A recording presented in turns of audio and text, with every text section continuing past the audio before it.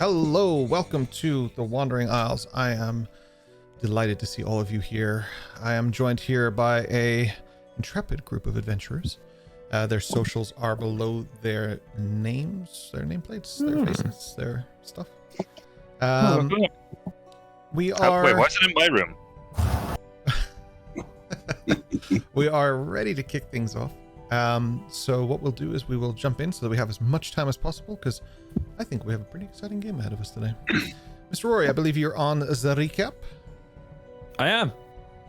Off you go, pal. You look like you've forgotten for a second. That was way too exciting. No. All right, everyone.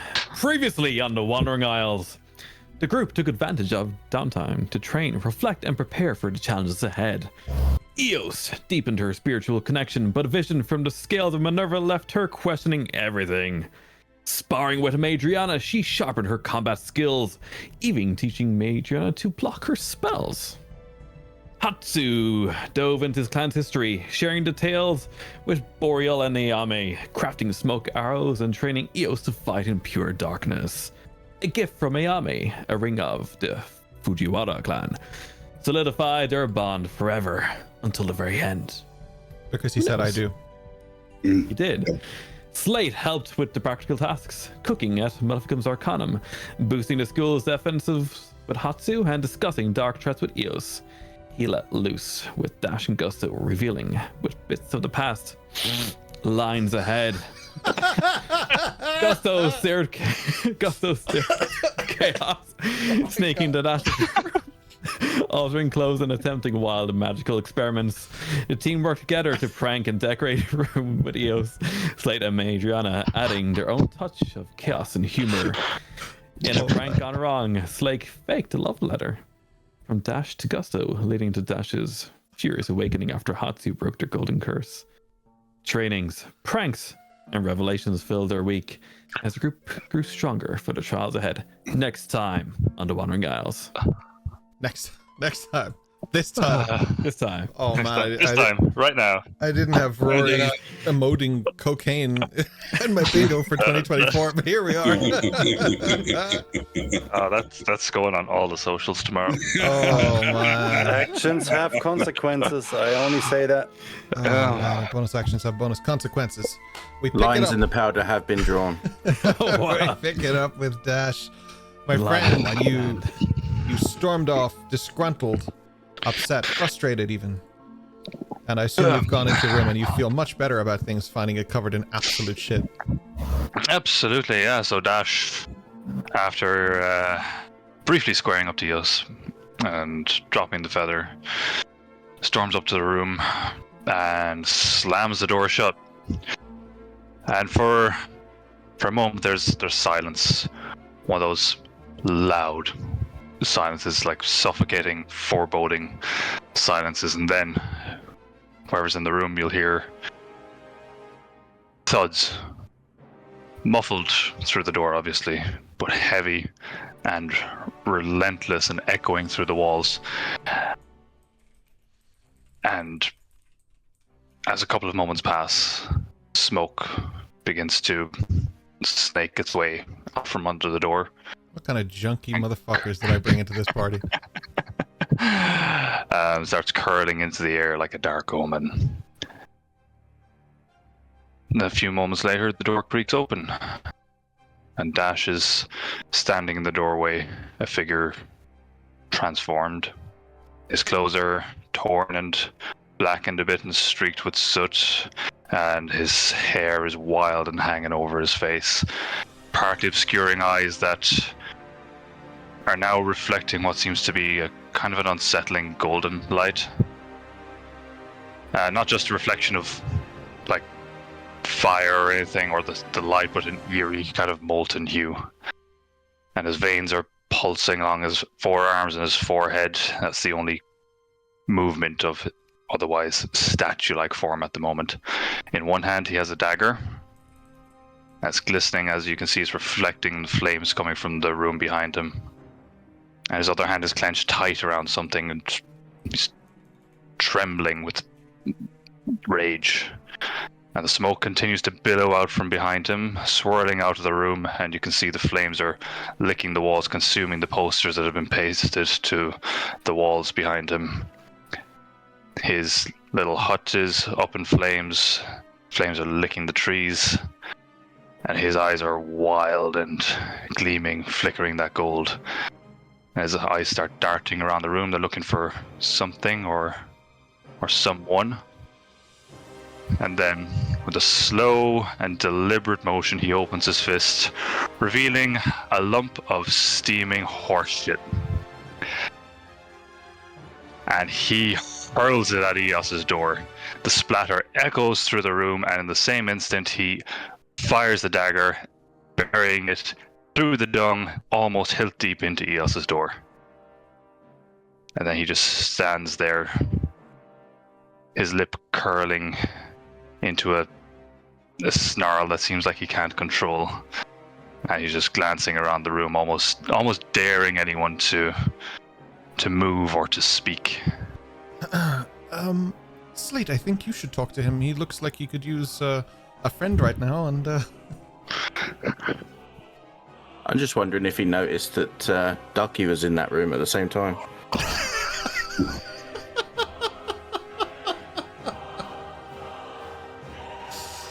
oh, By the way, Madriana's out in her heart. She's not even here. no worries. Her room isn't here anymore. Anyway. Yeah. Exactly. So as Lyssa speaks, his eyes just kind of dart towards her, and he holds her gaze for a second, and then he walks down into the room and back out the hallway. I don't think I've ever seen him short on words.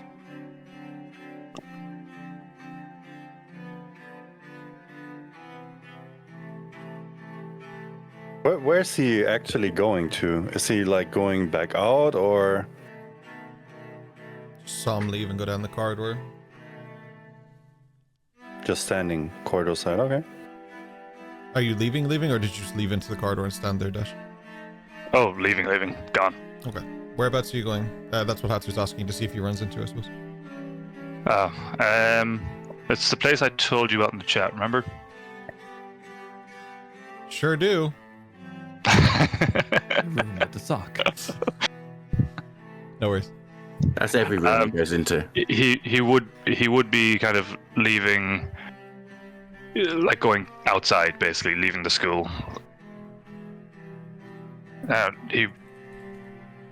He would be trying not to be seen by anyone at this point as well.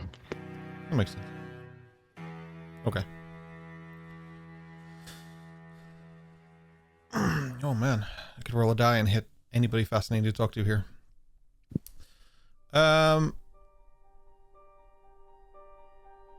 Gusto, he burned down your room. Eos, he threw poop at yours, but I mean that's par for the course.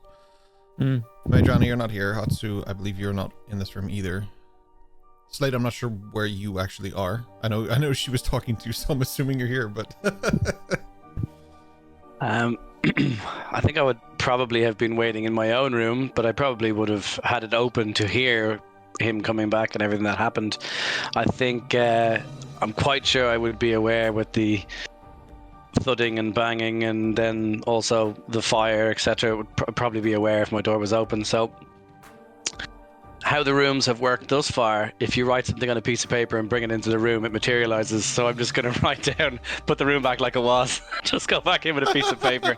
So it'll put the fire out and put everything back the way it was, as in which the way we left. The state The way we left. Oh, of you course. left it? Okay, because there's three states Yeah. to the room. One is the way he had it perfect. The next one is the way that Gusto remodeled it, and then the next one is what you guys did to it. So, no problem. The main thing is just put out the fire is the main task. I don't mind which form it takes. I just scribble on it, back the way it was, fire out, and just throw it into the room. This is a magical school. They have ways of putting out fire. It's not an uncommon sight around here. You guys have already encountered that.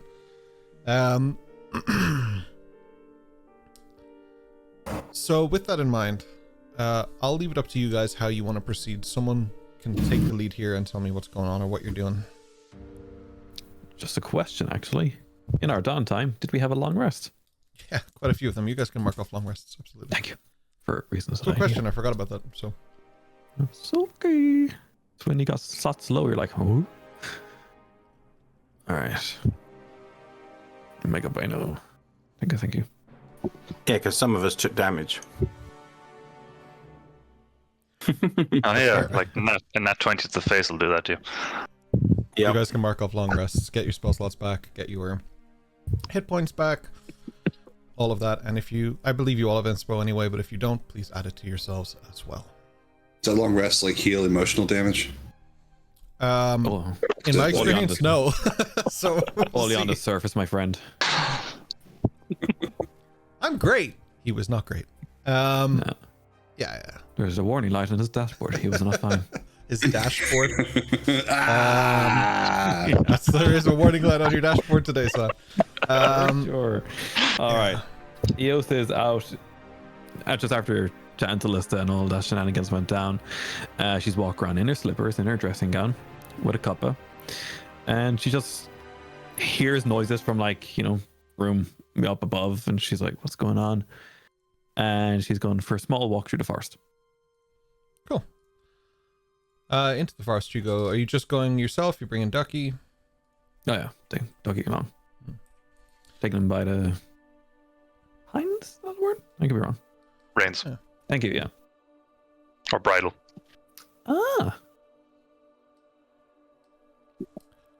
Yeah. So you just I've also walk kept through... horses.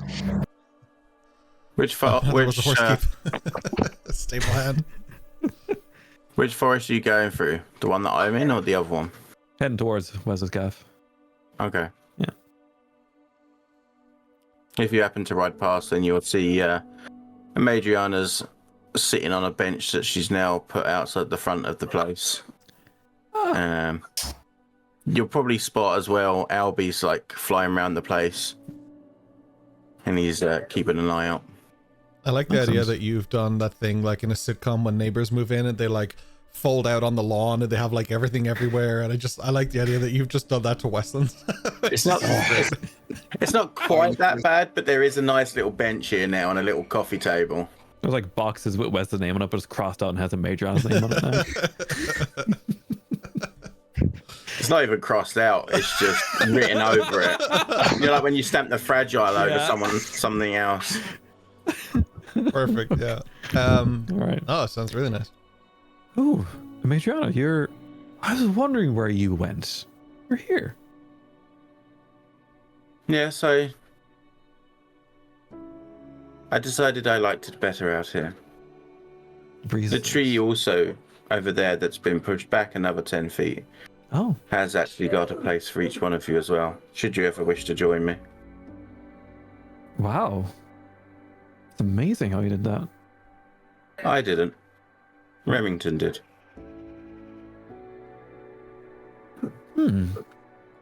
Okay. I think there's something going on inside the dorm. I don't know what it is. I'm assuming they're awake. Yeah. If they weren't before. Our two golden boys. Which one of them flipped out first? Well, the one that broke out first was Dash. Did you know Gusto's cigarette was alight the entire time? Gusto's what? His cigarette.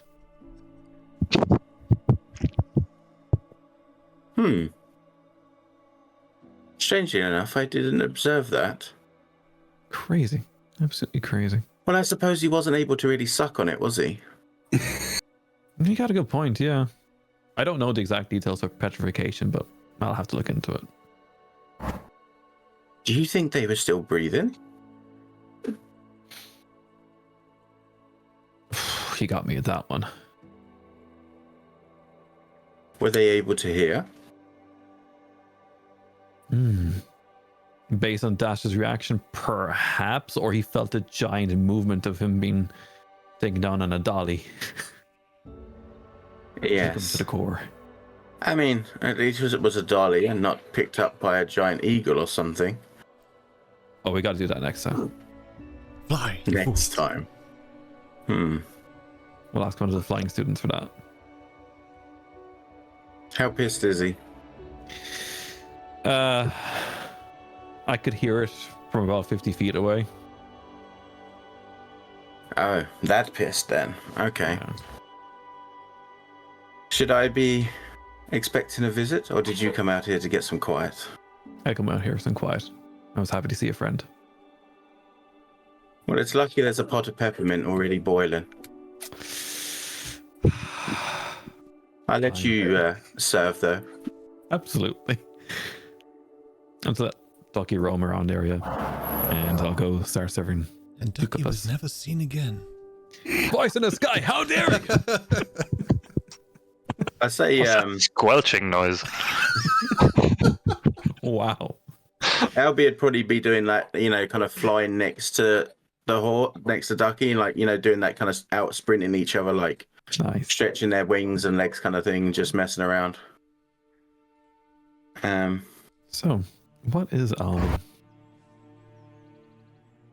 Well, he was actually my first creation, trying to work out what you were helping me with. I don't fully understand. I did ask a few of the teachers about it, and they said it's obviously it's a conjuration of sorts. Wow. But the way they seem to believe it is a manifestation of your own self. So I guess I'm a white crow. It's amazing. Madriana, do you believe chicken is also a conjuration? I obviously wouldn't know these arts as well as you, but from what I've been left to believe, that's not possible without the conjurer. So are you trying to say that either Weslin isn't dead, or that it wasn't Weslin that conjured it? I've got a feeling it's the latter half. So who did? Don't know.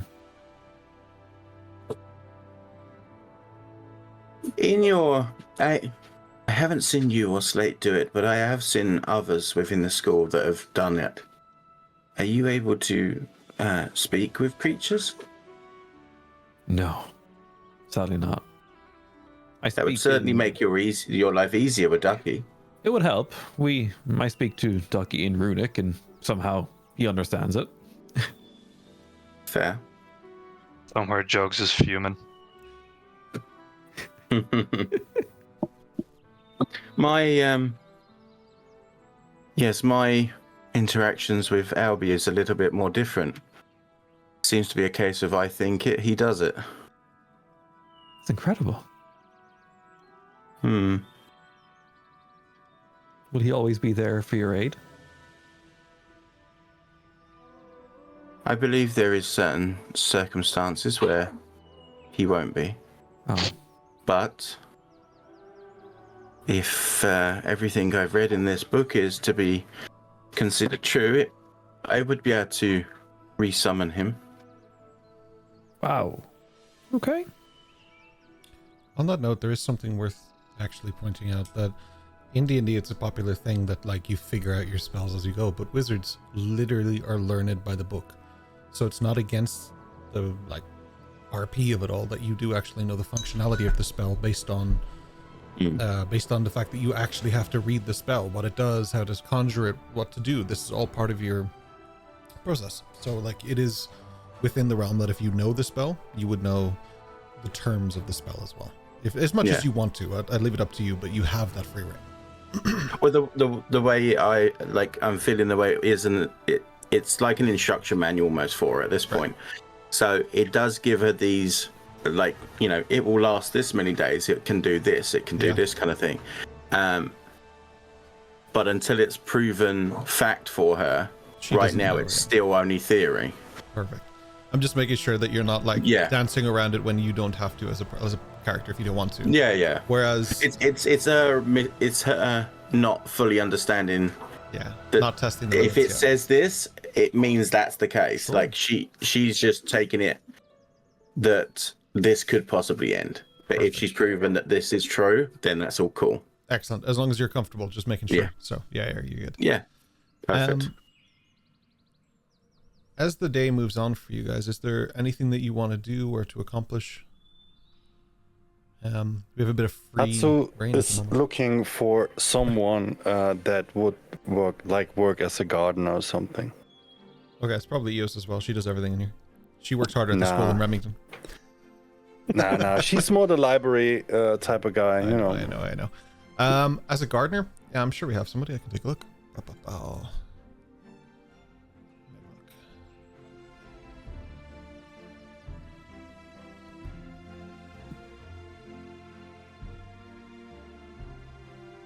So, gardener.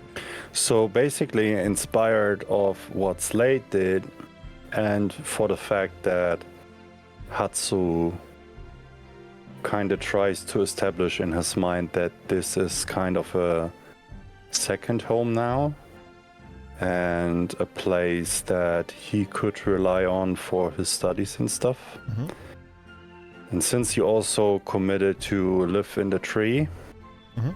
that is 10 feet too far away from Westland's place, in his opinion.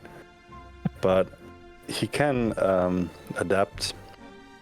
He tries to establish something that would long-term make him feel a little bit more home. So what he's looking for is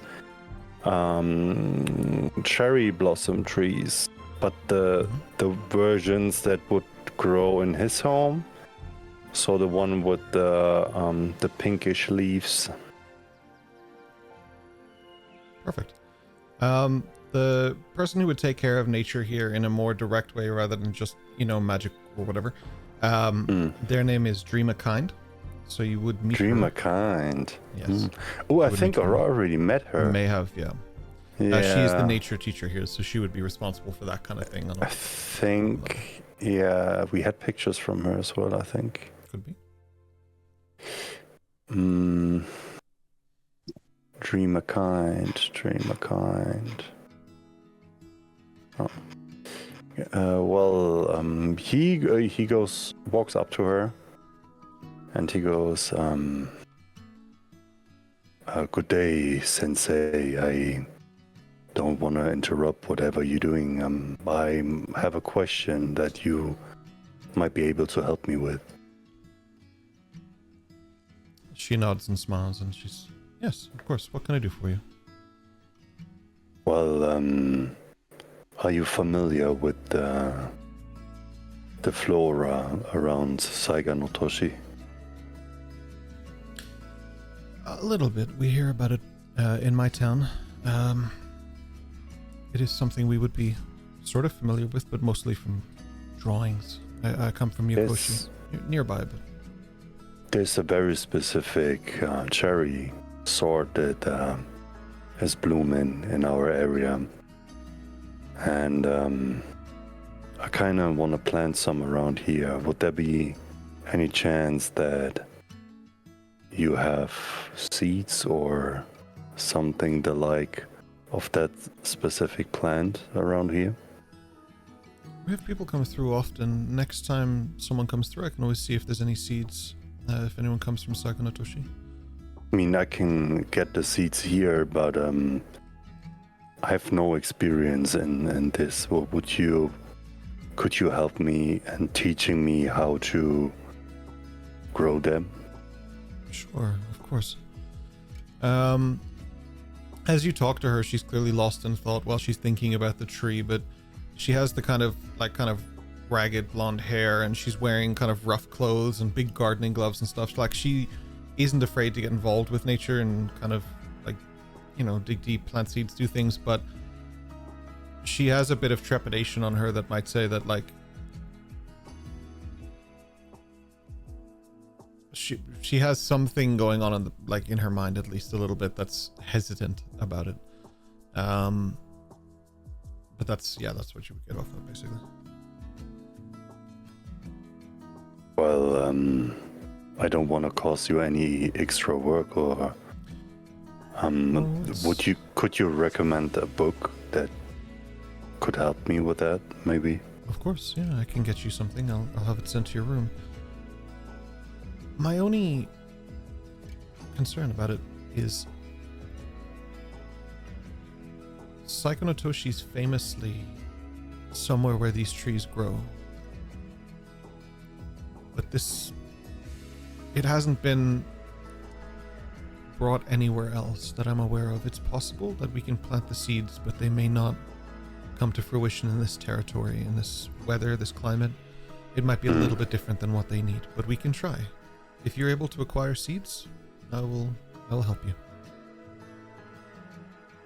He thinks about for a second and, well, they bloom in the summers, right?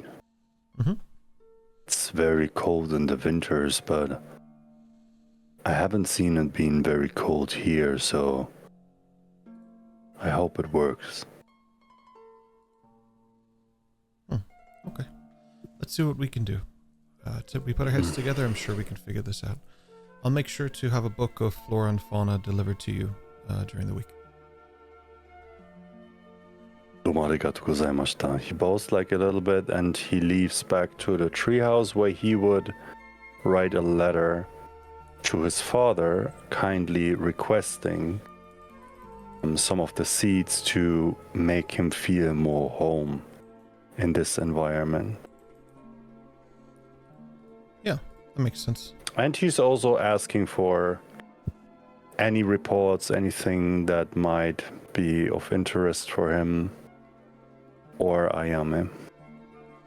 Yeah, okay. That makes perfect sense, yeah. All right.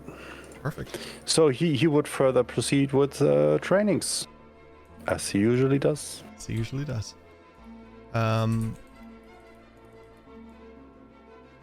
Okay. I'm gonna jump to maybe Slate a little bit here. I haven't heard from Slate in a hot minute. It's been since the mountain expedition. So you gotta talk to me a little bit. What's going on with Slate?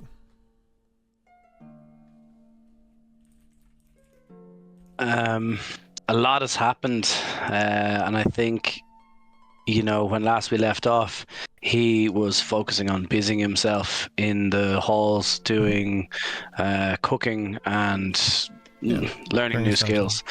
So I think it would be more the same, just trying to learn a new skill, but it's also busy work to not be focusing on some of the things that have happened, the loss of Weslin, etc.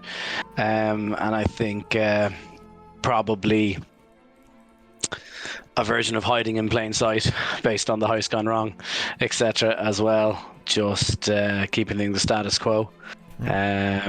So nothing strange or exciting just at the moment. Okay, nothing strange or exciting. That's cool. That's okay. Chicken spends most of its time with you. It's not a forced thing. It's just something that it finds a lot of peace in. Like whatever you're doing, as much as you'll let it, it'll do with you. Its thievery is at an all-time high without Westland's judgment in its ear. So now it's just stealing everything it can. I also never tell it to stop, so that's fine. I'm totally okay with it taking anything it wants whenever it wants. So that's not an issue for me. It, but at some point, there's a coin pouch in your room with 12 gold pieces and 2 copper pieces in it. Chicken clearly brought it in and left it there. Whose it is, maybe we'll never know. It certainly wasn't taken from a burning room, and it doesn't look like it's covered in ash, so I wouldn't worry about it. Oh, Dash doesn't have any money. It's Brooklyn Powell. It's something you haven't seen before, so you imagine it's not from any of your allies.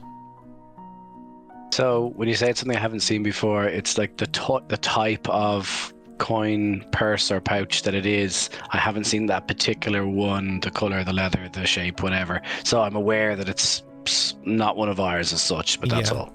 Exactly.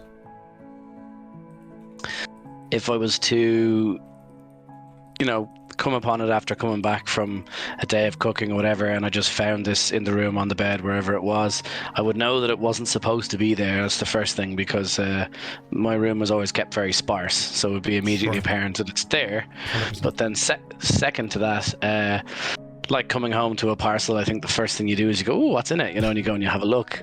So I'd like to spend some time trying to decipher anything I can from it, whether it's the materials, what they're made from, what part of the world those materials might come from. If there's anything that stands out, catches my eye, touch, feel, smell, anything like that. Because I would be trying to figure out, what is this? Where did it come from? Absolutely. Obviously, I would open it, look at it, etc. Absolutely. So the currency in each town is slightly different. There are, much like the way the euro works, there are subtle differences. You know it's a euro, you know what it looks like, but there are subtle differences and indicators on one side that would represent where it comes from. These come from an old town way down in sort of Ouroboros called Gatai. Gatai.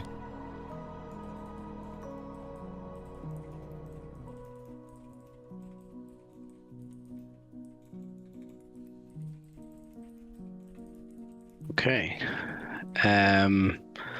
Would, from this time that I've spent over many, many weeks being different students and attending different classes, would that town ring any bells with me, as in, oh, this student is from there, or that teacher is from there, or we did a class where we talked about, in any way, does that flag up anything for me from any of my experiences thus far over the many, many months that I've had in the school? Yeah, what I'll get you to do is, if you roll a history check for me, let's see, let's get some rolls going.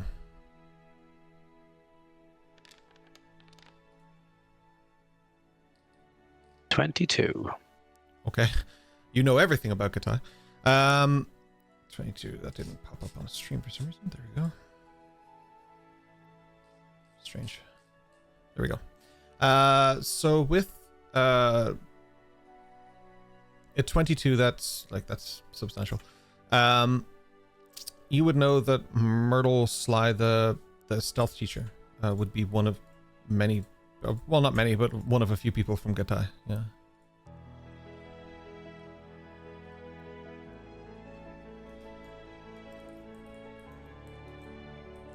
I think,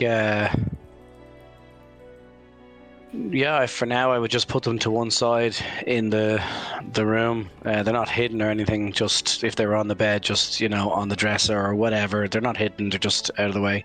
And I would, for now, carry on about my business, having that in mind, but I wouldn't be immediately alarmed, alerted, or otherwise. I would just be like, okay, I will come back to this in due course. Absolutely. No worries. Is there anything else you'd like to do? I'm going to write a note and put it beside it that says Gusto, don't touch, and then leave the room. On that note, Gusto, what are you up to, my friend? That's one way of making sure he does touch. Yeah. Gusto, don't touch. But Gusto confuses it and just takes the note, assuming it meant directly, don't touch this note. So. Well, given that my best friend forever and ever totally needs a remodel of the room, it's gonna be an opportunity to completely renovate this room, and I'm gonna do it the only way I know how, like the nouveau riche. It's going to be, oh god, the gaudiest, fever dream of animal skins and marble and gold, everything. To be fair, that's very Palperoth, so I think maybe you actually might be onto something. Well, I know a guy. Columns for no reason. Enormous portraits of Dash, all blinged out. And enormous pictures, of course, with Gusto, all blinged out. Pinky rings? Pinky rings, yeah. Portraits of the two of them together. Definitely some... It's like the Step Brothers. Yeah, definitely some images of that are clearly on, blasphemous grounds, Tempestus be praised, of us in like religious iconography, but we're clearly not doing anything that's particularly morally sound. There's definitely going to be like a gigantic, obnoxiously huge chairs. There's going to be a dais where we can sit. I recall seeing something of Dash sitting in a fancy chair somewhere in some video. So definitely have to have that. Whole new wardrobe is going to have to be generated. And I will get to work on whatever he's left behind to make sure that is going to be ready for him when he arrives. I'm a pretty good tailor, if I do say so myself. And yeah, and then I need to build the house from Scarface. Yeah, yeah. There's going to be like a 1970s like recessed, chill conversation pit and shag carpet on one of the walls for no apparent reason. A grooving zone. It's a grooving zone, yeah.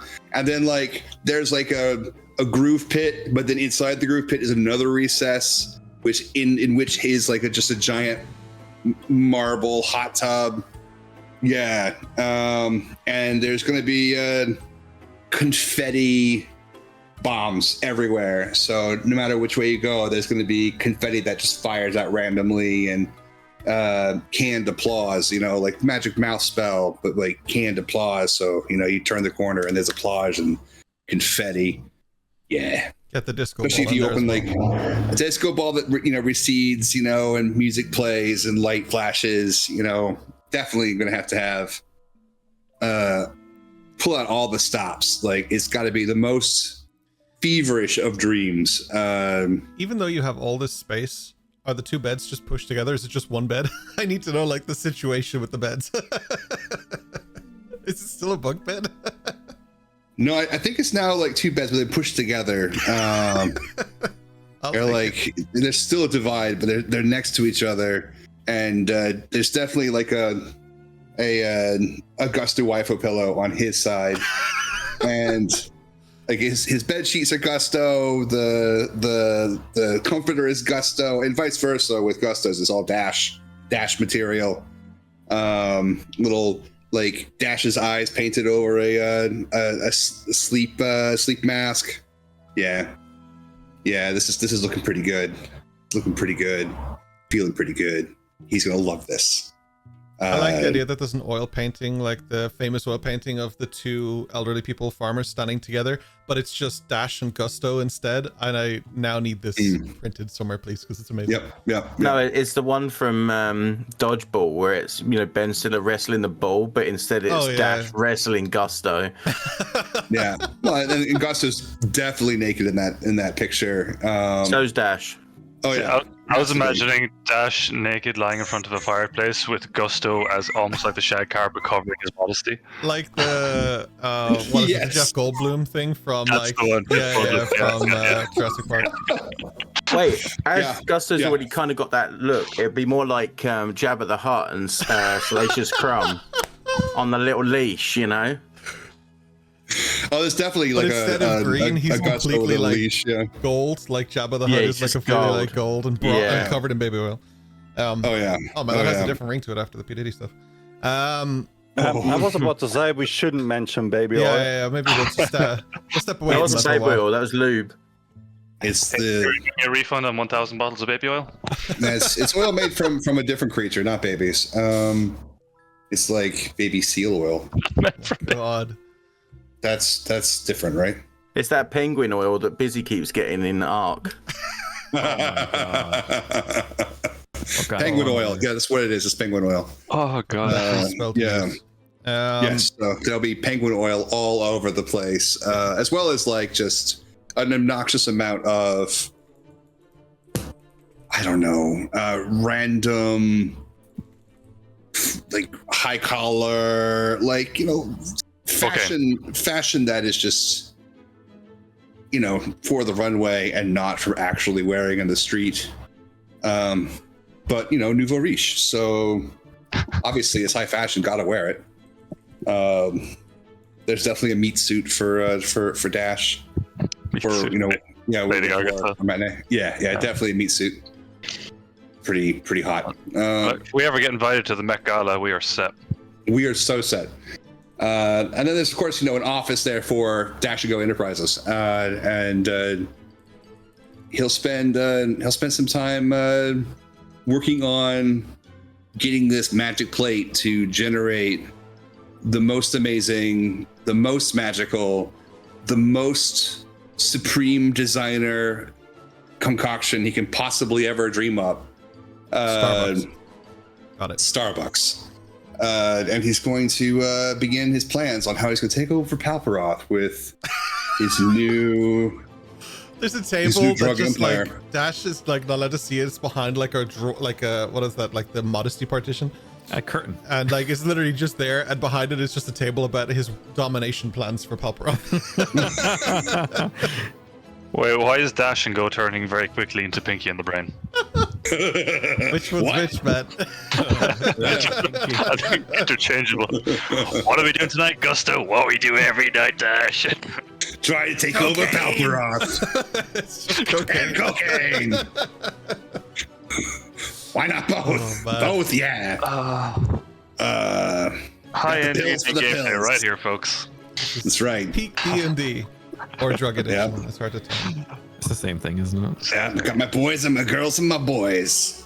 We're an 18 stream, right? Yeah, I think so. It's 18 o'clock somewhere. It's 18 o'clock.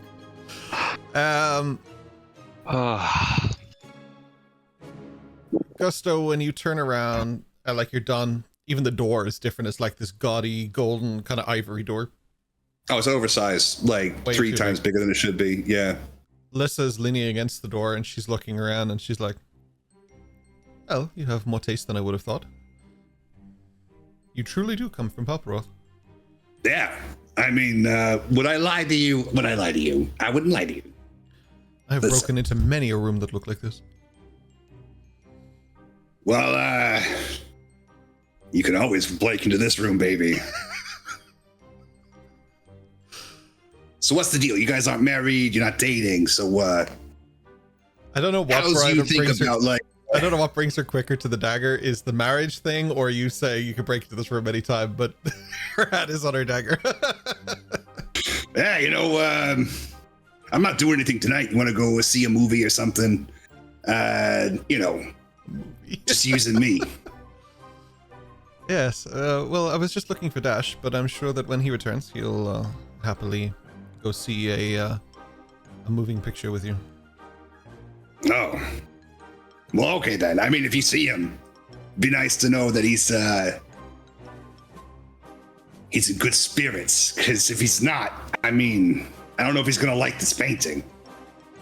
She leans in and looks at the painting, and I don't think you've ever seen an emotion on her that isn't just calm, but her eyes are wide and she's on the verge of either laughing or crying. She doesn't know which.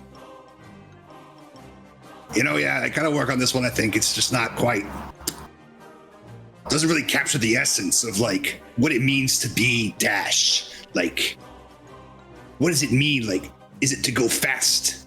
Is it to go like an extra bit of movement after you've already moved? Or perhaps, or is it like looking handsome, looking good while you're handsome? I'm not really sure. It's complicated. It's art. You just swing in every direction, don't you? If only you knew, girl. If only you knew.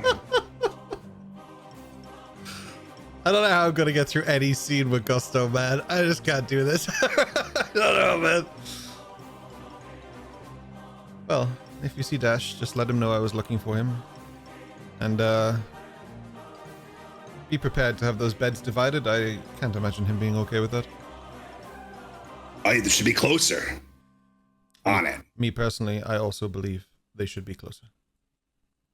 They write a song about that kind of thing, I think. Why don't you just skip it and make it just one big bed? I think he'd be okay with it. Done. No. Make it happen. As you look over to the bed and look back, she's left the room. Yeah. Now it's heart-shaped. It's Zap Brannigan's bed from like episode 2 or whatever. Yeah. has its own disco ball, just cream ruffle comforters with, of course, Dash and Gusto on the comforter and a Gusto waifu pillow, just in case. But and it's a separator pillow between the two of you, and on your side is Dash, and on his side is Gusto. Yeah. Perfect. Gusto's just going to be in there and just be like, "Do I make you horny, baby? Do I?" Austin Powers, yeah, for sure. Listen, we're business partners, not lovers, but business is business. All's fair in love and business. That's right. I don't normally like to think about like what'll happen with characters going forward. I like to guess, but I don't like to just assume. But if Gusto really just made the Scarface room, I figured it out. I know where he's going. Where Gusto's going? I've seen that movie for Gusto, man. I've seen Scarface. I know how that ended. Well, I already am the little friend. Dash is like, say hello to my little friend, and you just maul somebody's face. Oh, we're using that line in combat at some point. 100%. So you got like a big trench coat. Yeah, I do actually. I'm not present. Does that make Dash the sister character, Michelle Pfeiffer's character? I'm cool with that. Yes, I'm cool with that. Yeah. I'll make sure I have a Michelle Pfeiffer outfit for Dash too, just in case. You never know. You never know. And that'll be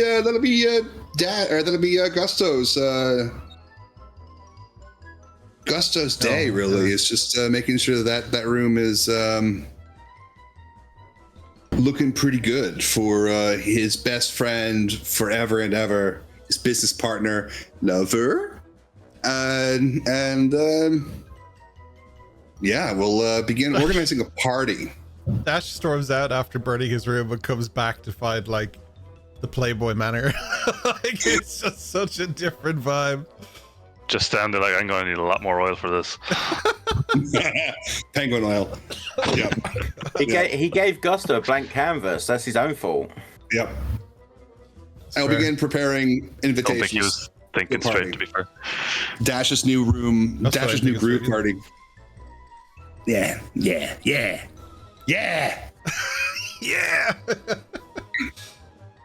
Oh. So, we zoom out as Gusto is making mountains of cocaine from his plate. Eos, you will return home and find poop on your door. Okay. I don't know how you feel about it. You don't have to address it even. Just keep it there if you want. Oh, she will. It's her door. My door! Just screaming. Burns that Dash's room. And the dagger built almost to the hilt. Don't forget that part. Yeah. Excellent job. I'm not sure the structural integrity of the horse dung would actually fall apart and land, for the dagger being it, but I didn't if think it about wasn't that. on fire, it would be somewhat solidified. So, Yo stands at the door, just contemplating for a moment, going, okay, all right.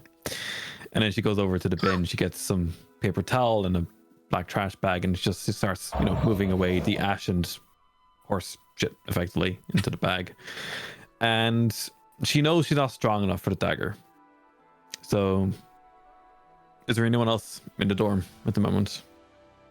Yeah. Oh yes, Eos and Gusto. I've been waiting for this. Gusto, how are you?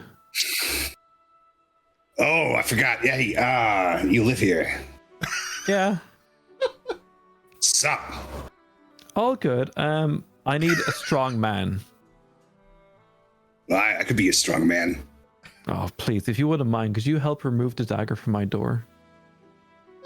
Oh, yeah. Do I get to keep it? Of course, it's yours. Finders keepers. You know what? You're right. Finders keepers. Well, I will go over there and pull that dagger out. Yep. And you do. Do I get to keep the shit too, or is that like you using that for something else?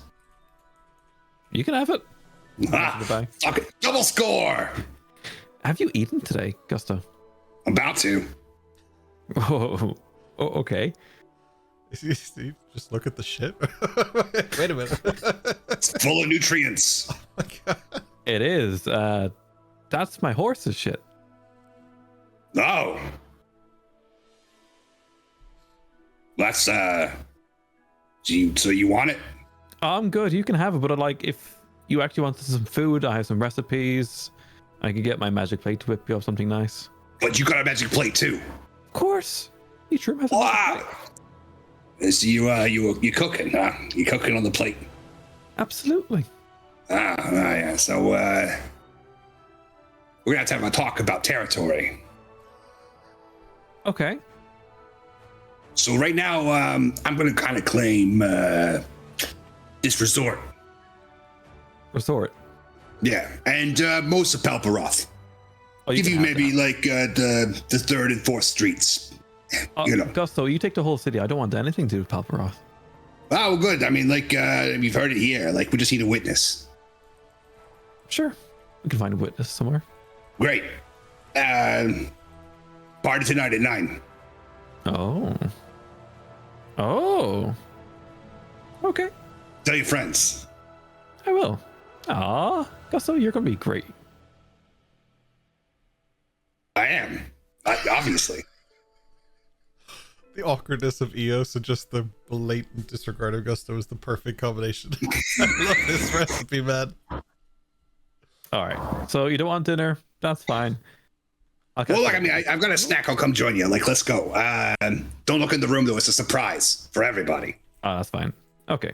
So Eos leads Gusto up to her big-ass round tower under the stars. So I'm thinking roast beef, roast potatoes, and veg. And gravy. What do you reckon? Yeah, sure, yeah. I mean, like, whatever you think will pair with this. There's not much of it. God, hard to what goes with horse dung, to be perfectly fair. But, like, do you have any dietary requirements, or is there anything I need to know? Are you gluten intolerant? The what? Okay. Okay. Perfect. So, big ass plate of roast beef for Gusto. Okay. Perfect. And Gus will make himself at home. Socks off, yellow toenails, uncut. Yep. Getting some grooming. Yeah, the whole 9 yards. You didn't need to take the socks off to see him. The toenails have already busted through them. Just 3 of them. Just 3 of the toes. Flicks off into Eos peppermint tea. No, please. The toenails thicker than a bloody knife. Oh, brother. I got a knife. I can actually use that. Like I'll start sawing at calluses or whatever. Get out of the grinder and it's like a tea bag. Yeah. Little grinders. Oh, going everywhere. Yeah. That ain't dust, baby. That's pure God, cocaine. His so gross. toenails are pure cocaine. The grinding disc breaks. Oh man. you ever snort a goblin toenail? No, Gusto, I haven't. What an icebreaker. Gusto sits down like they're having a conversation and just says that. It's all the rage. It's budget. Budget cuts, Gusto gets out this little hoover and sucks it all up and puts it into little bags. Oh, yeah. No, he does have like a little cloth baggie of toenails. Miscellaneous. Mm-hmm. If we don't end this campaign with Gusto being the drug kingpin of this 4 Arpeggio Islands or whatever, I lose my mind. This is what we need. Dash and go. It's a service that comes to you. Okay, so what kind of service is it? What are you guys making? What is this business plan? Drugs. What kind of drugs? Like medicine? All of them. Oh. Well, let me show you. Hold on. Okay. Trade secrets, of course. I mean, you've already given me the resort here and Palparoth. Might as well, throw you some scraps here. Show you, maybe you can do wherever you come from. And I'll grab the plate and just probably hundreds of thousands of coins worth of very illicit material appears on the plate. His eyes are still heavily dilated from just again, this magic plate thing that is so synonymous, with the school, so common here, so useful. Right. I was expecting painkillers or sleeping, but no. Oh, you want those too? Hold on. Oh, painkillers. Is that cool? I can do the cocktail too. Painkillers and painkillers. I gotta say, Gus, that's one heck of a skill you have. Well, I found out I was doing school, so like maybe I could, I don't know, like showcase my skills, and I could be a teacher or something. Like I could be like teaching people how to do the thing, Like I could be a good influence in the world. I think with the skills and the mind you have, there is good that you could do, absolutely. Yeah, you're right. This is a good pep talk. It is. And look, my door is always open to you, Gusto. If you want to have dinner again, come on over. Oh, great. And he'll take the roast and go. The whole roast? The whole thing. Just the whole, well, not the plate. He'll leave the plate. But he will take the roast. Walking down the steps, just gravy dripping off. Oh, yeah. There's a trail of gravy behind him as he leaves. Oh, man. Thanks for removing the dagger. Anytime. I forgot that's how we started. Why do I get the feeling that stealth is never going to be an option anymore? Taking to the secret tunnel. Secret tunnels. Oh. And Eos will close her evening with a nice soothing dip into onsen.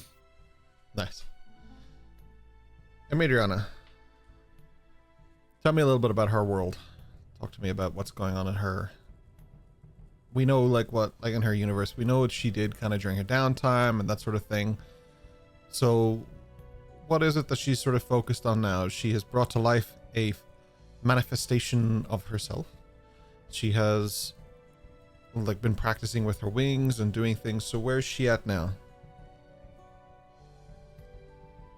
The immediate thought is that I've said it before, but it's even more evident when she's out here in the forest and stuff that she just loves the fresh air. Like, even just being able to have the wings out and feeling the wind breeze and stuff, go through her wings. Like, stuff like that. Like, really stupid, simple stuff, but the stuff that she hasn't been able to kind of get used to anywhere. There's also this kind of underlying thought constantly of how she's constantly thinking about how she can help people, but then also some of it is thinking about how she can use it to her advantage, kind of thing. Right. So she wants to learn more about Scorchwood, but a good way to learn more about Scorchwood would be to help the people that have an issue with Scorchwood. Yeah. There's also a lot more she's thinking about, obviously she had that moment with Dash and stuff. Mm-hmm. So it's okay, so he has his issues with certain people, certain things. Yeah. And this is something I can help with, but also what help does this do for the rest of the place as well? Kind of thing. Yeah. So, because there's always a villain in everyone's story, right? But that doesn't mean they're a villain to everyone. So she's thinking of it pragmatically of this king might be an absolute piece of shit to what Dash knows, but is he actually doing any good? So some of the time that she's going to be spending is actually going to be, she's going to be going to the library, grabbing out books, whether she can. Actually, no, she probably wouldn't ask Eos on this one because she doesn't know what Eos knows. So she'd probably go and grab the books herself that she could find and basically try to learn more about this king. So general consensus of him, what he's up to, what he's doing, what his policies are, that kind of thing. Okay, so you're looking for information. All right, we're gonna do. I'm trying to see the tail from the other side. Do you know what I mean? Yeah, I mean it makes sense. What's the best place to start with that? So, okay, let's go through it then. I'll get you to do a. So it's kind of intelligence. It's kind of history, but it's also like learning and stuff. I'll say history, but I'll give you advantage because you're kind of like you have a pretty set idea of what it is you're looking for. Okay. So that's a 19 rolled for a 24 total. 24 total. Okay. So you would find a book on the king. I don't know what you know about him already, so I'm going to start a little earlier on this. It tells you very basic information. So his name is Ramseth, the Sun King. The Sun King is a title that is given to whoever is in charge at that time. And so like Pharaoh. Yeah, basically would be along the lines. And as such, they live and operate in Palperoth. They wear like in this case Ramth's mother, she was Seraphina the Sun Queen. And they wear a very set and specific crown, which easy to depict what it's called. He was born to this. Like he was always going to be the Sun King. His stance is that he loves people, he loves money, he loves his sun crown, and he loves his position here of great power. He works by putting a lot of money into not companies, but into what would they be called? Like forces like the Crisis Response Unit. He is not into anything magical. He is one of the driving forces behind getting magical creatures and stuff just to all be locked away. And he is inherently easy to love if you agree with that point of view, and difficult to love if you disagree with his view. He is... All the books that you would read would almost be like propaganda in his name. It would be things that paint him in a very positive light, but you can read between those lines as somebody who would be not in his beloved radar. Gotcha. Pretty much that's what you learn. I will throw a book on your inventory that'll have some more niche information that you can have, and feel free to go through at some point, but that's just on your skim there. That's what you get. Now I know that out in the world, I have ways of finding out information. I have places I can go to get information and items and things and all that kind of stuff. Have I, because I'm assuming these kinds of people would be in the same kind of classes that I would have been. Have I found, or would I be able to try and find said such contact here in the school? So you're talking about someone who might be in more the shadowy side of life.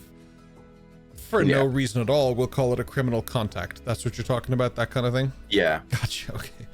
The school is a tough sell because it's not really run like that. But you could get the information you wanted from... like... It's a little difficult to suggest Remington because he's Remington, right? So like he's the opposite of like criminal. But he does have a wealth of information. So some cases you can get it from him if you're smart. For the more underground stuff, you'd probably want to speak to people who come from a similar place, if not the same place to you. And potentially Palperoth, because someone like Lissa would be a fucking absolutely incredible criminal contact, but in Palperoth. She doesn't know much outside of that realm. So it comes to a point where it's more about what you're looking for in what location rather than a general thing. Does that make sense? Yeah. Like Dash would be a great criminal contact too. He would have those same connections, but again, it would be more focused in that area, right? Yeah. So you would be your own criminal contact, I guess, and you have people back home, right? You have your criminal contacts there, but the contacts you would need would be based on what you're looking for. Where does that make sense? Yeah, I'm quite good at sniffing out the places where there would be as well. So yeah. In that case, I'm going to send a letter to my mother. Okay. Give me a few moments to think of it and type it out. Yeah, you can just send it my way. And I'll send it your way, and you can make it on display for the chat if you want, so that they can see. When it's typed out, you can pop it into chat, and I'll share it then. Yeah, and we'll. Also, we need to get good at feedback I got from the podcast listeners. We need to get good at maybe reading that stuff out for them, because obviously they don't see it. So. We put it so the chat can see it, but then I'll also read it out, and we'll see if they manage to work out anything I've done. Oh my god, that's ominous as hell. You got it. In the meantime, so give me a few minutes. Yeah, take your time. In the meantime, does anyone in particular want to go, or will I dash to dash? I'm soaking. Let's catch up with Dash. Where did you go, pal?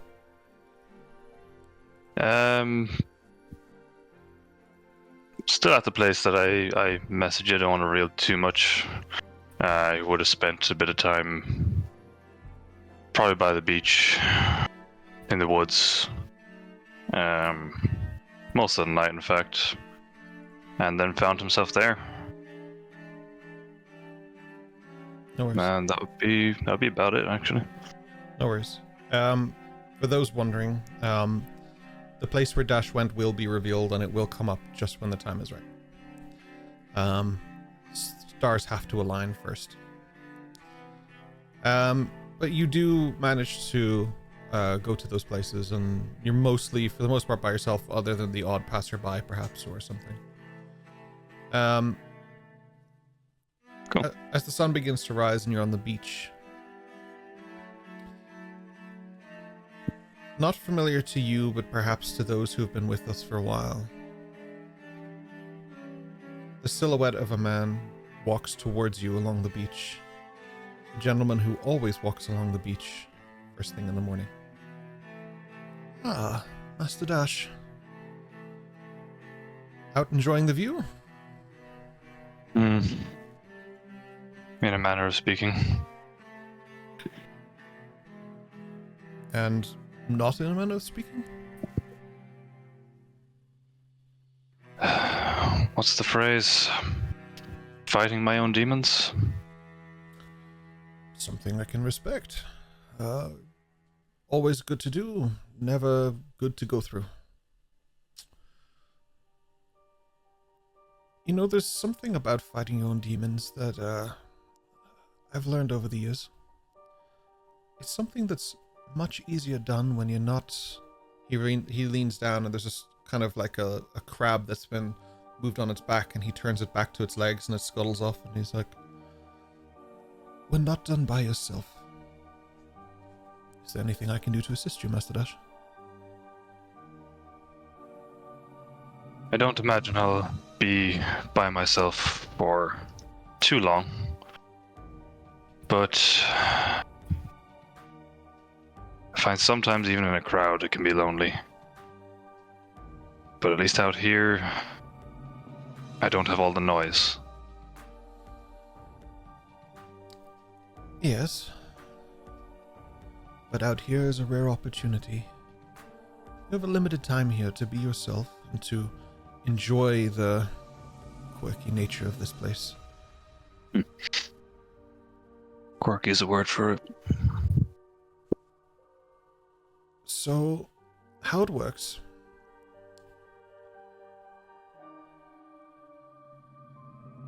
First of all, I must say thank you to you and your mother for the lovely care packages. She sends me delicious meals and bread and fresh baked cookies and all sorts of things to thank me for taking you, and I appreciate it. It's not necessary, but it's always delicious. I hear she's a baker, and she's quite a good one. Amongst other things. But the second thing, of course, You got further than most, quicker than most. You got into our vaults. Now, they are built exactly for people like you, to stop people like you. Many people far better and far worse have tried. But there are no hard feelings from the school for your break-in. This was a test for you. Oh, I'm very much aware, and unfortunately I had to go past the line to find where the line was. To be quite honest, I was thrilled with myself, and for the first time in I don't know how long, quite proud of myself for getting in. It's just a shame at the moment I felt most fulfilled. I woke up to being utterly humiliated and have that feeling of fulfillment taken away from me. Master Dash, do you see what happened to you as a point of failure? No. No, I saw it as a sign of my success, quite honestly. An incredible achievement, absolutely. Yes, like I said, I was very proud of myself. I couldn't wait to share it with my friends. But I don't think they see. With great for the most success, part. Master Dash, comes great mockery. It's par for the course. Hmm. When you have friends, ones as close to you as you do, and ones who care about you as much as they do, they behave in certain ways. I would be more wary of the people who don't care than the people who do. The people who wouldn't go out of their way to help you. Master Hatsu was all over the school, I'm told. He was. I'm very much appreciative of him. But he's not and I alone. will thank him. Yes, but I already know that others searched for answers as well. Miss Lissa, for example, came to me. I told her exactly what was said to the others who asked the question. When you learn your lesson, you will be released. I had no doubt in my mind that she knew what would happen. And it's difficult to process her above all. I was so excited to share this with her. Sure, But you did. She got into the vault as well. She shared the same fate as you. when? Several weeks ago.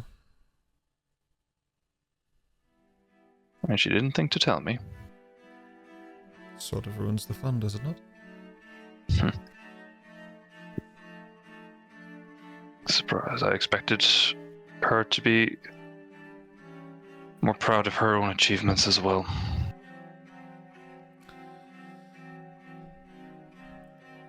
I'll offer you an alternative perspective, Dash. I would argue that anyone in that room would fight the tooth and nail to the death if they had to protect you as fondly as you protect them. You dragged Eos off the beach when she was rendered unconscious. We saw. We know. She knows. But I come from a world where the more you love someone, the more you relentlessly mock them and ridicule them. So if that's the case, I think you are very loved, Mr. Dash.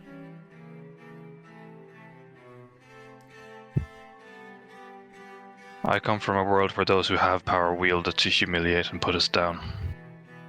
Palperoth is not my favorite place on Earth.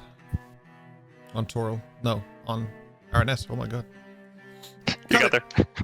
Strike that from the record! Cut. Rerun. Just cut. The stream just cuts out. Yes, well... Look, let me put it to you this way. I am not one to shy away from my feelings as much as I wear a mask that would suggest otherwise. Fair. I just kind of have to sit with this for a while. Sit with it if you wish. You are free to feel the way you feel. If it's upset, if it's anger, if it's frustration. These are all valid feelings. Yeah. You're allowed to feel what you want to feel. The world is full of heartless, cruel bastards. I refuse to be one of them. Sure, but this Arcanum isn't. The way you respond to a situation is as important here as it is in the outside world, but remember that the people here love you and care about you. I responded poorly. I set my entire room on fire. I assume it puts itself out. I hope it does. But I lost myself in the heat of the moment, hence I'm here to, well, to center myself, I guess, if I've learned anything from Master Hatsu. Then I say this with absolute respect for you, Mr. Heidman. It sounds more like you humiliated yourself than they did. Both can be true. Both can be true. When you have calmed down, gather your party and come to my office, please. I wish to discuss a proposition with all of you, if you wouldn't mind. Consider it done. I'll hold up my hand to shake his. He shakes your hand and then just sort of brushes the sand off it because you were leaning kind of on your hands and whatever, and he brushes the sand off his hand. He's like, stuck on the baby oil, yep. Enjoy your morning. I will catch up with you later today, hopefully. Hopefully. He shuffles off into the sand and picks up at least 3 more crabs before he disappears into the distance. Interesting.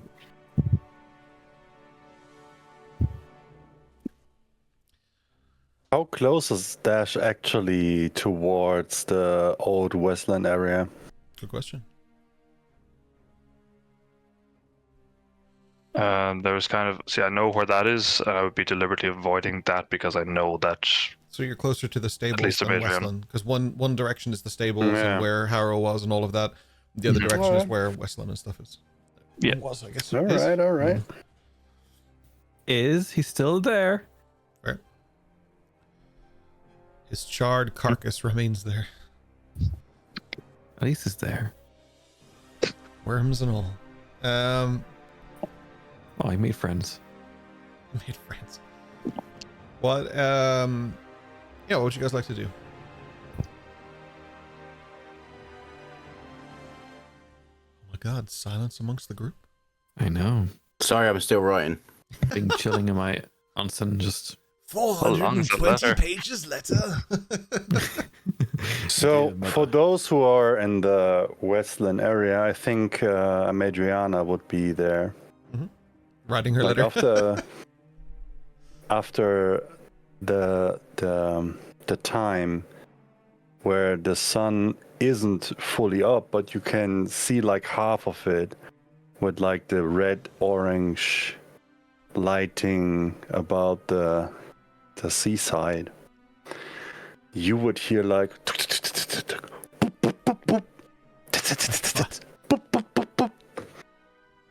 and you would see Hatsu in a new form of training where he would basically run towards the wooden home, jump against the fucking tree with the attempt to walk it up as far as he can go. And when he feels like, okay, there isn't enough upward force to go higher, he would make a backflip, and while he's backflipping, he would throw shurikens at the tree. Nice. And he would do it over and over and over and over again.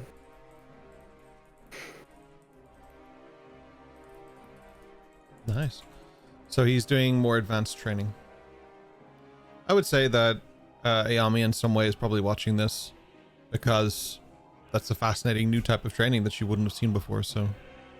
Yeah, that wouldn't be something that she would have picked up from Saga no Toshi. That would be something that he came up with. Nice.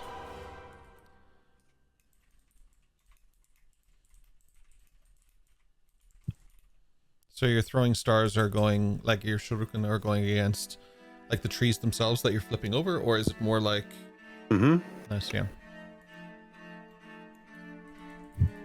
So his intention is to get better in climbing trees with the attempt of accelerating so fast with so much force that he would walk over. Since he kind of learned how to move his arms faster, he also tries to apply that on his movement, basically. So he jumps and tries to walk the tree as high as he can, backflip, and by the act of it, he tries also to target practice with the shuriken. Perfect. Yeah, absolutely. And it's not to a Beyblade. Let it What rip. a reference. Let it rip. Yeah, what a reference. He just spins around the circle and knocks over the tree. You say this is in view of a Magiana and stuff, right? Yes, sir.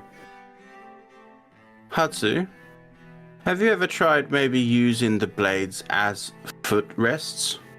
Maybe you'll get higher. Or talk to Gusto, you'll also get higher. Fire, jump, run, fire, jump, run. Well, that is the practical approach to save energy. But you can't be a marathon runner while riding your horse, right? Very true. My goal is not to reach the top of the tree with assistance. I try to reach it with my own strength. Only those who push the limits can break them. Very true. And I'm sorry for... like to join? I feel like I might have an unfair advantage. And she just like waves the end of her feathers at you. My mother always said, those who rely on their blades die first in the war. Well, it's lucky then that I have never relied on these. Sure. That's why we should keep practicing. And he kind of smiles. You can kind of see it in his eyes. She'll stand up and she'll pack the wings away. This time it feels a little bit more uncomfortable because they've been out for a little while now. And this is kind of a shock back to the wings as such, that they're being put away. But she'll put them away and she'll walk over to you. Are we going for distance or speed? Try to walk the tree as high as you can. I'll try to walk up the tree. I'm guessing I won't get far, but I'll try.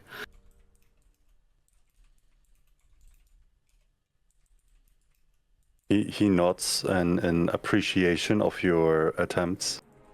And he kind of shows you how, like, what has he been up with to kind of solve this problem. So he kind of takes a few steps back and he runs fast, like really fast. Somebody would say he dashes towards the tree. And just short before the tree stem would be, he would run into it. He would jump up and basically walk up the tree for like a good, I would say 10 feet. And then he would kick the tree, make a backflip, and land soft on the floor again. So the competitive side of a Magiana in this is going to take that information. She's going to look at the angle of which his body was as he was running up. Like, was he leant forward? Was he leant back? Was he, how far his knees were bent? That kind of thing. And she's going to attempt to try and better what he did.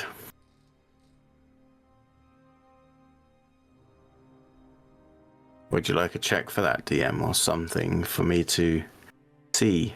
Yeah, I mean, I'll go with my usual methods of, like, I'll leave this to sort of the grapple fates because they are usually the ones that are the best. Mm-hmm. And just to point out as well, this isn't to embarrass Hatsu, but more that she's trying to push him. Competition. Yeah. She's trying to push him and push herself. So yeah. So what like an athletics or? You can have athletics or acrobatics, and if you're trying to outdo Hatsu, I would say Hatsu, you do the same. Yep. You can have athletics or acrobatics to see who rolls higher. I don't know why it rolled double, but because you both rolled. Okay. Mine's only a 10, so yeah, and that narratively is perfect. So with that, I would say Madriana would go first, Hatsu would follow up, and with the moment he reaches the highest point, he would draw his sword and cut like a line in the tree, and then makes the backflip. And then he goes, I really appreciate that you trained with me, Madriana. Let's meet back when you reach the mark. Oh. I will say, Hatsu, you're definitely good at making people push harder. I'll reach that mark and I'll set you a new one, don't you worry. Looking forward. And she walks away kind of with a couple of looks back at the tree like, I should have been able to do that. Like, it's like, damn it, I should have left the wings out. There's a really kind of nice thing that I like about a Madriana that keeps coming up is that if she gets bested in some way, like, okay, so I won't use my wings, but I got bested here, I'm going to learn from this and I'm going to be better.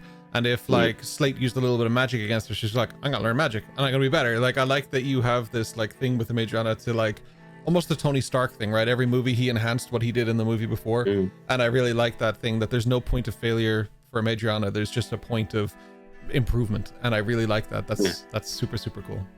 You learn from it rather than take it as a punch in the face, basically. Or a blade if it's Eos. Yeah. And I also put that letter in there for you. Yeah, I've been trying to decipher it. I think I got it. So do you want to read it out there for our podcast listeners? Mother, nights for everyone are effortlessly distinct. Incredibly, it's never at the forefront of obvious minds. Kind and incredible as it is here, no one feels as genuine. Reverence, acuity, management, somewhat of the ideals of teachers and their hierarchy. Do you understand what I mean? Anyway, I hope this reaches you well and hope to hear back from you. With regards, and as nobody else is going to get to see this, you won't see what her sign-off is. Cool. If it's what I think it is, it's very well done. Fair play to you. It's Peter Serafinowicz. Feel free to message it to me what you think it says. Oh yeah, absolutely. Just don't confirm anything. Oh no, I won't. Not at all. So, yeah, I mean we're in a. Says Gusto. Crying out loud, John. Yeah, we're in a good spot. I'm excited to see where Madriana goes with it. We have a bit more freedom if you guys want to do some RP, if you want to do something, but I'm also happy to push forward and push back to Dash if we want to regroup and bring the party together for the first time in like 3 or 4 sessions. Something like that. Push him to his limits. I would say if she hadn't seen him for a couple of days, Madriana probably would go and try and find him just to be like, come on then, your graces, kind of thing. Sure. Okay, I'll say then that's what a Madriana can do. She goes to send her letter and then goes in search of Dash. Would that be a fair? Yeah. Well, I think I could probably tell you now where I'd be going after chatting to Remington. Since it's nearby, I go up to the stables. Okay. Roy's face, man. I could say it's on one of the evenings, and if Eos is okay with that, on one of the evenings when Eos had come down for a cup of tea and stuff on Ducky, that I headed back with her along the beach when she was taking Ducky back, and we all ended up at the stables. Okay. I think that'd be kind of cool. Eos, That'd be nice. Ducky specifically, and Madriana, you enter the stables and find a destitute Dash. Oh. My aren't we disheveled today? Did you lose your brush? He's just standing there. He's petting a horse and feeding it, and doesn't give you any immediate response. Oh, you'd said he was upsetting us, but I didn't realize he was this upset. Seemed that way. Eos gets off Ducky and ties the bridle to the post and starts collecting hay. I'm used to cruelty in Balbaroth. I'm used to seeing those in power use that power to keep lesser beings underfoot. I expected coming here to find people who were victimized by similar folk. I didn't expect people here to have the same attitude. It turns to Eos. You tried to use your magic to intimidate me. Mm-hmm. Be very careful. That is a dangerous path, Eos. I was careful. He's one of the most harmless spells that I have. You used it to cause fear.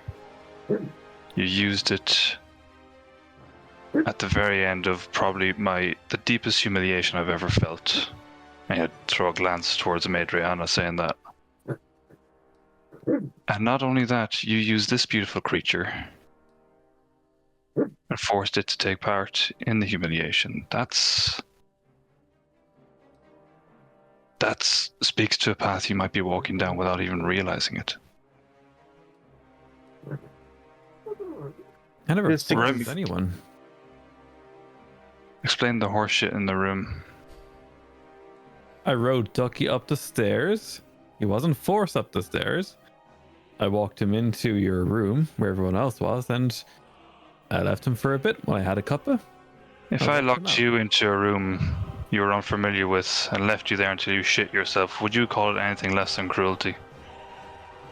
Listen, Remington asked me to keep an eye on you. I assumed he was concerned about how others would treat you. I'm just saying, yes, I've seen what power does to people when it is used without reprimand, without any care for how it makes others feel. I don't want to see you walking that path. It scared me because I saw a glimpse, just a glimpse of where you could go if you go down that road. Just to confirm, Dash, you are accumulating the ideals of persecution, of what essentially evolves down to murder, of complete and utter disregard of living creatures, as the same as pulling pranks on a friend.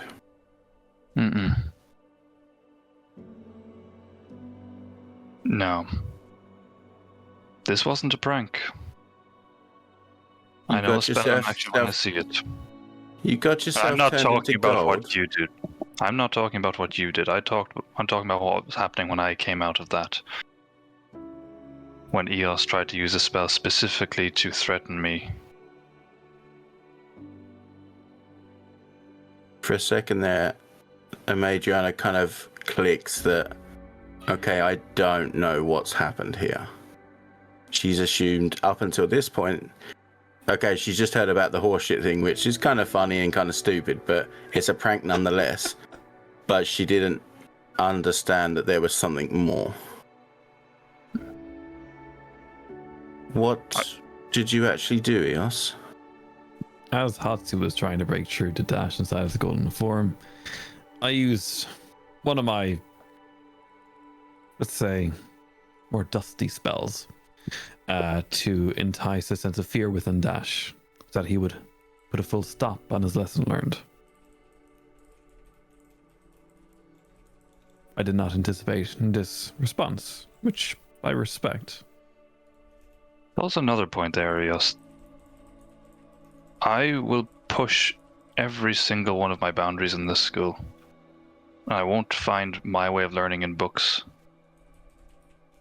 This is how I learned. I had to find where the line was to know where it is. Getting into that vault was a challenge very specifically set by Remington. That's how I learn. I've tried your way too, and it helps, but there's much more to experience.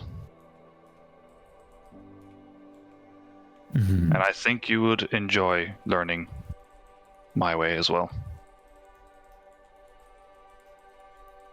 Try it out. I can show you the world. To learn in one way. Eos removes her hood, the cloak.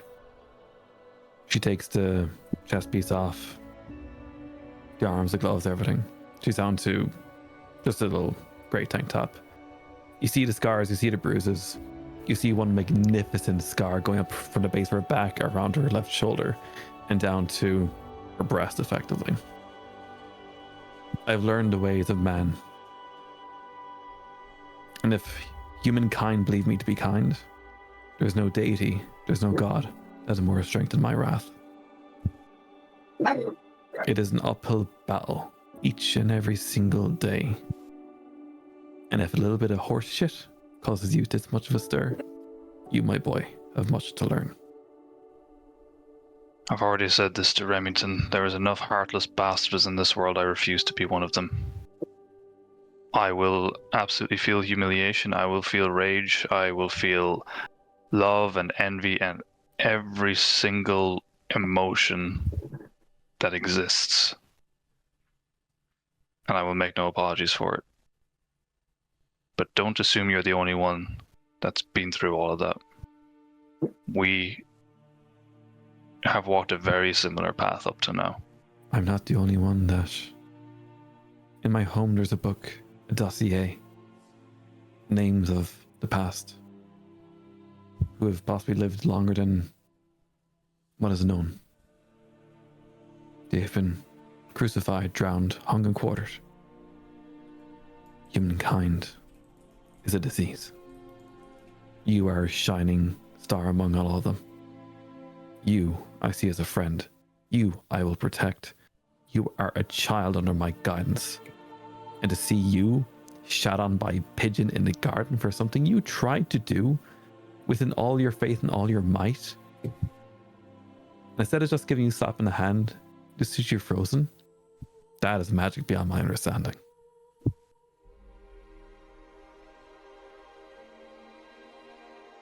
And here we are. I'll make a commitment to you, Eos. For every single one of the people written into that dossier, I will carve a scar into the back of those who are the cause of it. Oh, they died a long time ago. Not by my hand. The system exists that keeps them down, Eos. This is true. That's what I want to see the end of. I'll reach out a hand. So first point, I was just about to say, so the first point is, are you two going to kiss and make up? The second point was... Dashios, Dashios, Dashios. For... Big ol' shift. For what it's worth. Will you meet my cousin? Oh, no. It's all right. For what it's worth, I understand what you're trying to do, Eos. However, This time I think I have to side with Dash. It's not your lesson to teach him. He learned it. He grew. No, he'll still do it again. Let's be honest, but... Please don't. There's a reason I did it here first. We're going to have to do stuff like that out in the real world if we're going to achieve our goals. But now I know what to look for.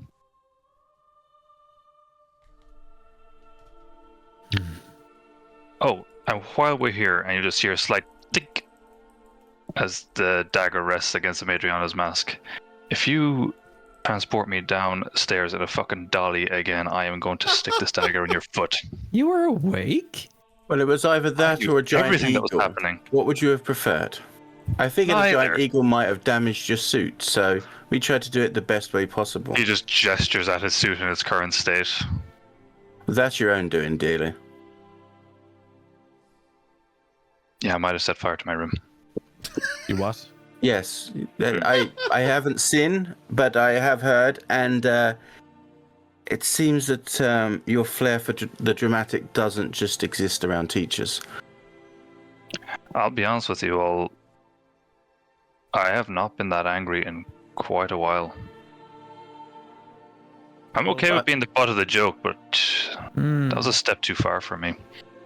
But Dash, you need to focus that anger. Channel it into your strikes, into your aim. I thought I aimed quite well. Did you not see the horseshit stuck to your door? Yeah, you're going to figure out something about that later. But before that happens,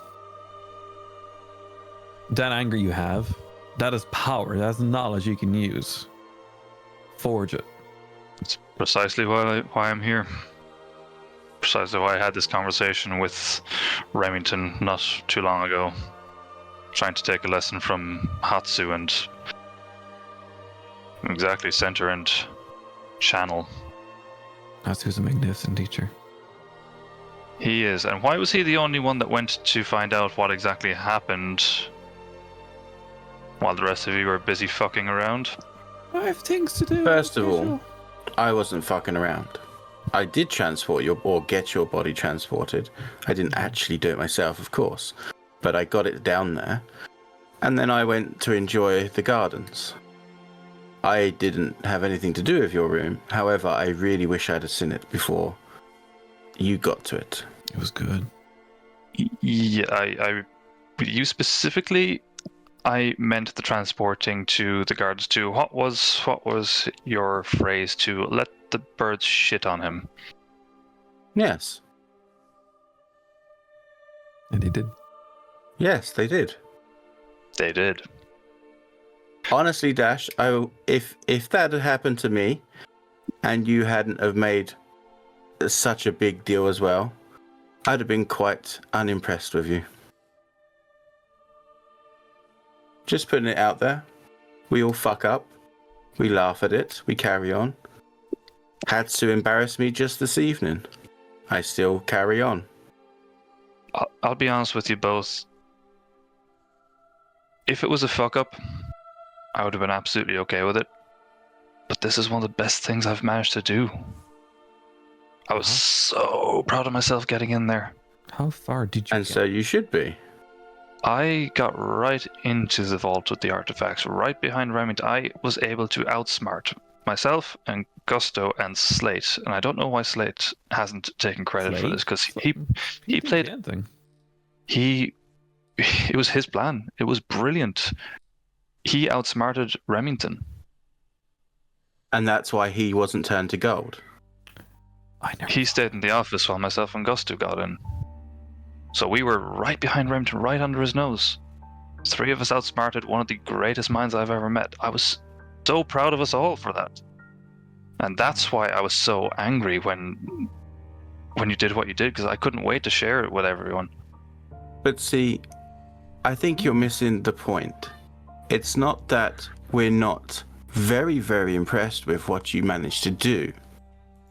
It's the fact that, and I guess this was part of what Eos was trying to do as a lesson, but maybe did it a little bit more forcefully than was required, is that You have to learn when to stop. But I did. That's you my only point. stopped because you turned to gold. Yes, but I didn't know. How can you learn the lesson until the lesson is taught?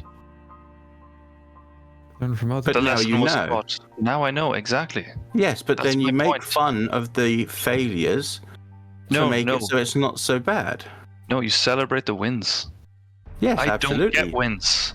I rarely get wins. Arthur, And this is you're my always best winning. one yet. No, I'm not. Look at this. On Thing never happened to you. in our first week She here, is.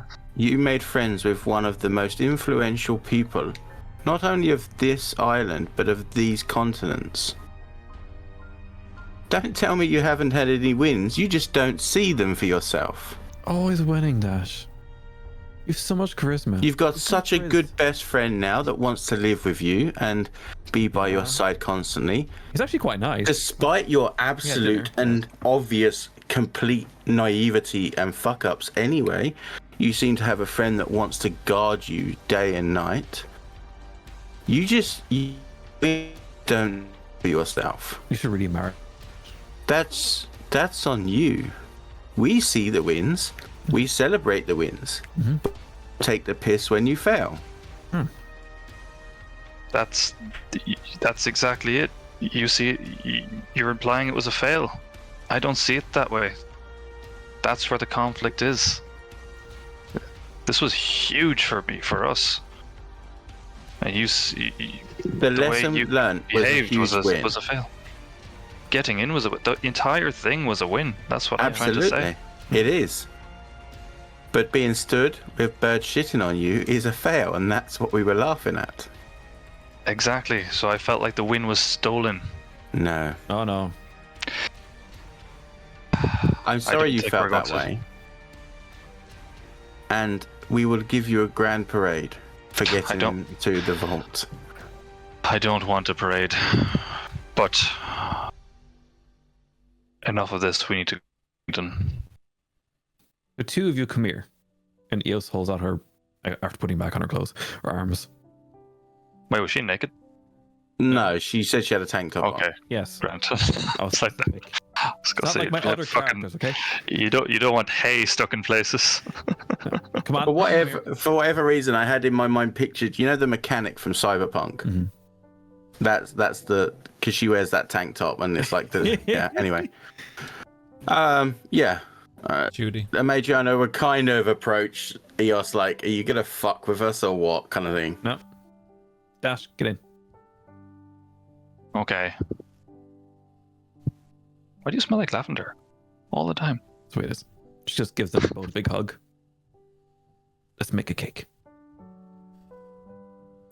I don't know how to bake. I don't know either. My mother taught me. You can Can we just ask the play? bake.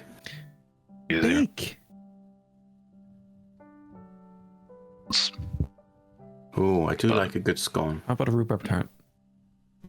Scone pulls out his dad. Jesus.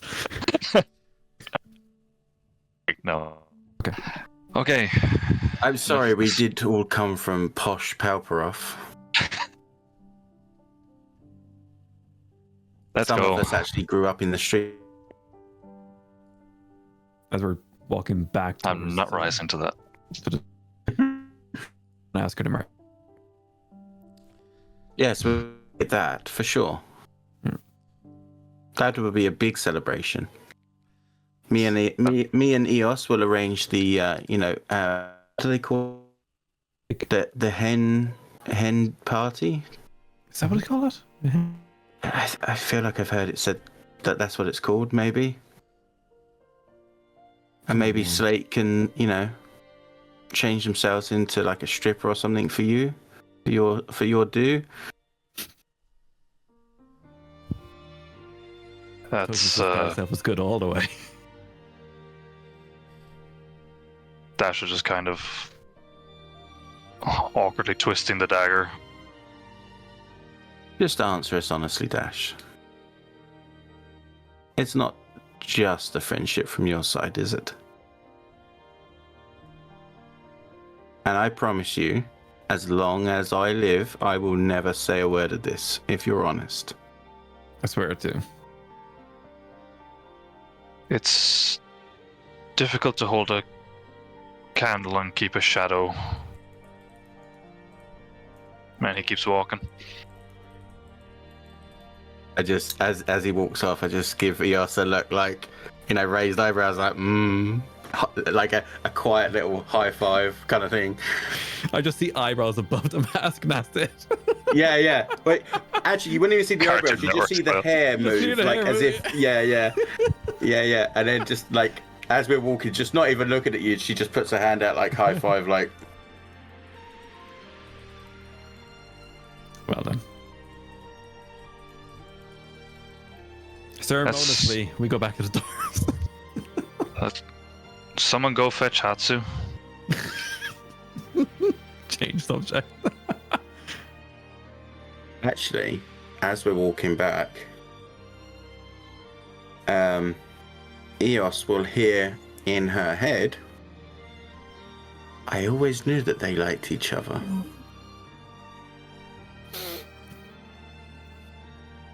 Just a nod.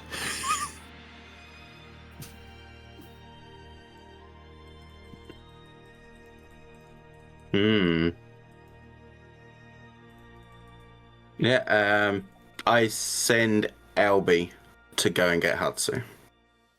Nice, good use of Elby. I forgot I'm allowed to speak. That was great. Sorry.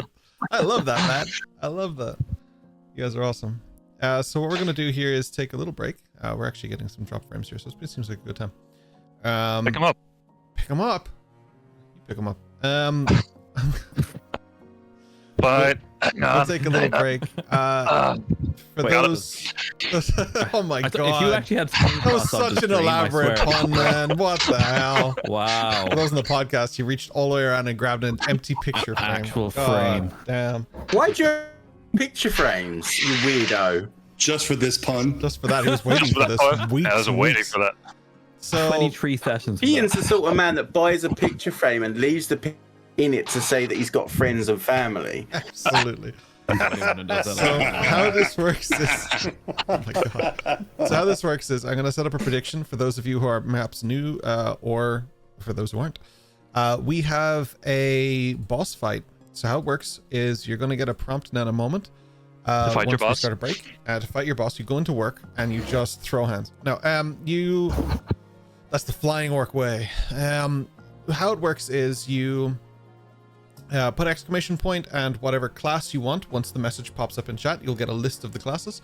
You have 90 seconds to do so, and those who do it will have the opportunity on their turn to put in whatever move they would like to do. You get 30 seconds to take your turn, and the stream hopefully is still pretty accurate and not lagging like crazy, so it'll be good. And then you do your predictions, see who'll win, see who'll lose. Sometimes we win, sometimes we don't, but I wish you guys the best of luck. We'll be back in about 10 minutes, and hopefully you'll defeat the boss in time. Peace. Wait. What's God damn it, kid. What's up? We are back. Sorry for the extra delay there. We just did a quick reboot of the network to hopefully avoid any technical issues. What can I say? I'm a perfectionist. Harley ate the cat cable again. She did, yeah. And then she also ate Richard. Richard is not feeling well today, so we insisted he go home against his wishes. We begged him to please just get some sleep. So we are San Richard for the moment, but we appreciate that he was here for the first half. Again, against our wishes. He really fought us on that, but we just sent him home because, it's not good for him to be this way. Yeah, if he passes out on stream, his wife will hunt us down individually and kill us. So exactly, yeah. Which is why you always, follow the rules of PI, personally identifiable information. She can't kill you if she can't find you. Good thing I don't have my full name anywhere. That's right, why Kean none Griffin. of you have my That's address. Right. All right, my friend. That's why none of you have my address. That's right. All right, my guys. So we re-emerge in the dorms, I believe. The bird has gone to retrieve Hatsu, and for some reason, none of you can find Slate. Unknown. But any of you could also be Slate. We don't know. So Spider-Man maybe. So the bird would arrive at a wooden home. Just start pecking on I your face. assume. And Hatsu would look at it like, So what Elby would do is it'd land in front of you, and very much like a Magiana would do, the very end of his wing just comes around and he just does that, and then turns around as if ready to go. He looks at her. I don't know. Can he predict what it is? I mean, I don't even know if I could if I saw a normal fucking crow. Like, I wouldn't be able to say what it was, so... I'm almost sure my mom can, so there is a way, but... Yeah, I don't know the way then. It's a him anyway. Yeah. Okay, so he would look at him and he would kind of touch his left shoulder to gesture him to sit down there if he likes. Yeah, I'd say he would. So as a true representation of her, he would also have the mimics and feelings that she would have. So she trusts Hatsu, so yeah, he would. And he kind of points in the direction of the school, and he goes, "Car."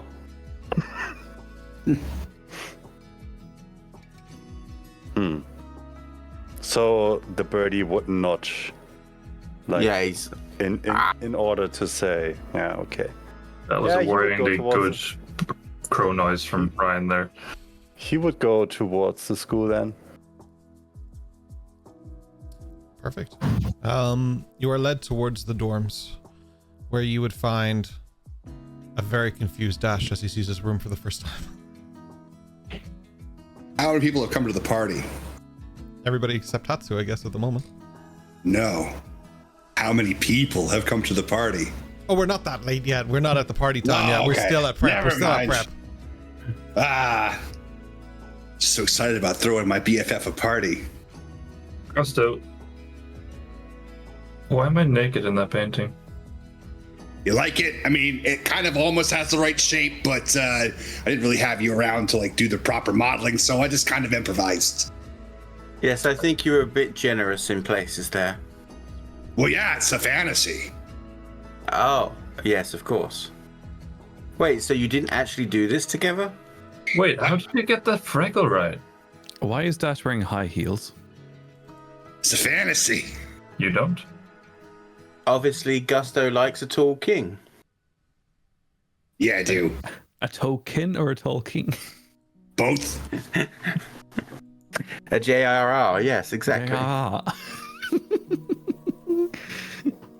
All of a sudden you hear from the doorframe, well, looks like we not only have first graders, we also have a kindergarten here. Yeah. Yes, it's marvelously decorated, isn't it, Hatsu? What's your favorite dinosaur, Hatsu? My favorite dinosaur? Good question. What would you consider a dinosaur? Remington. Lissa, that was a bit rude, Lissa. Sorry.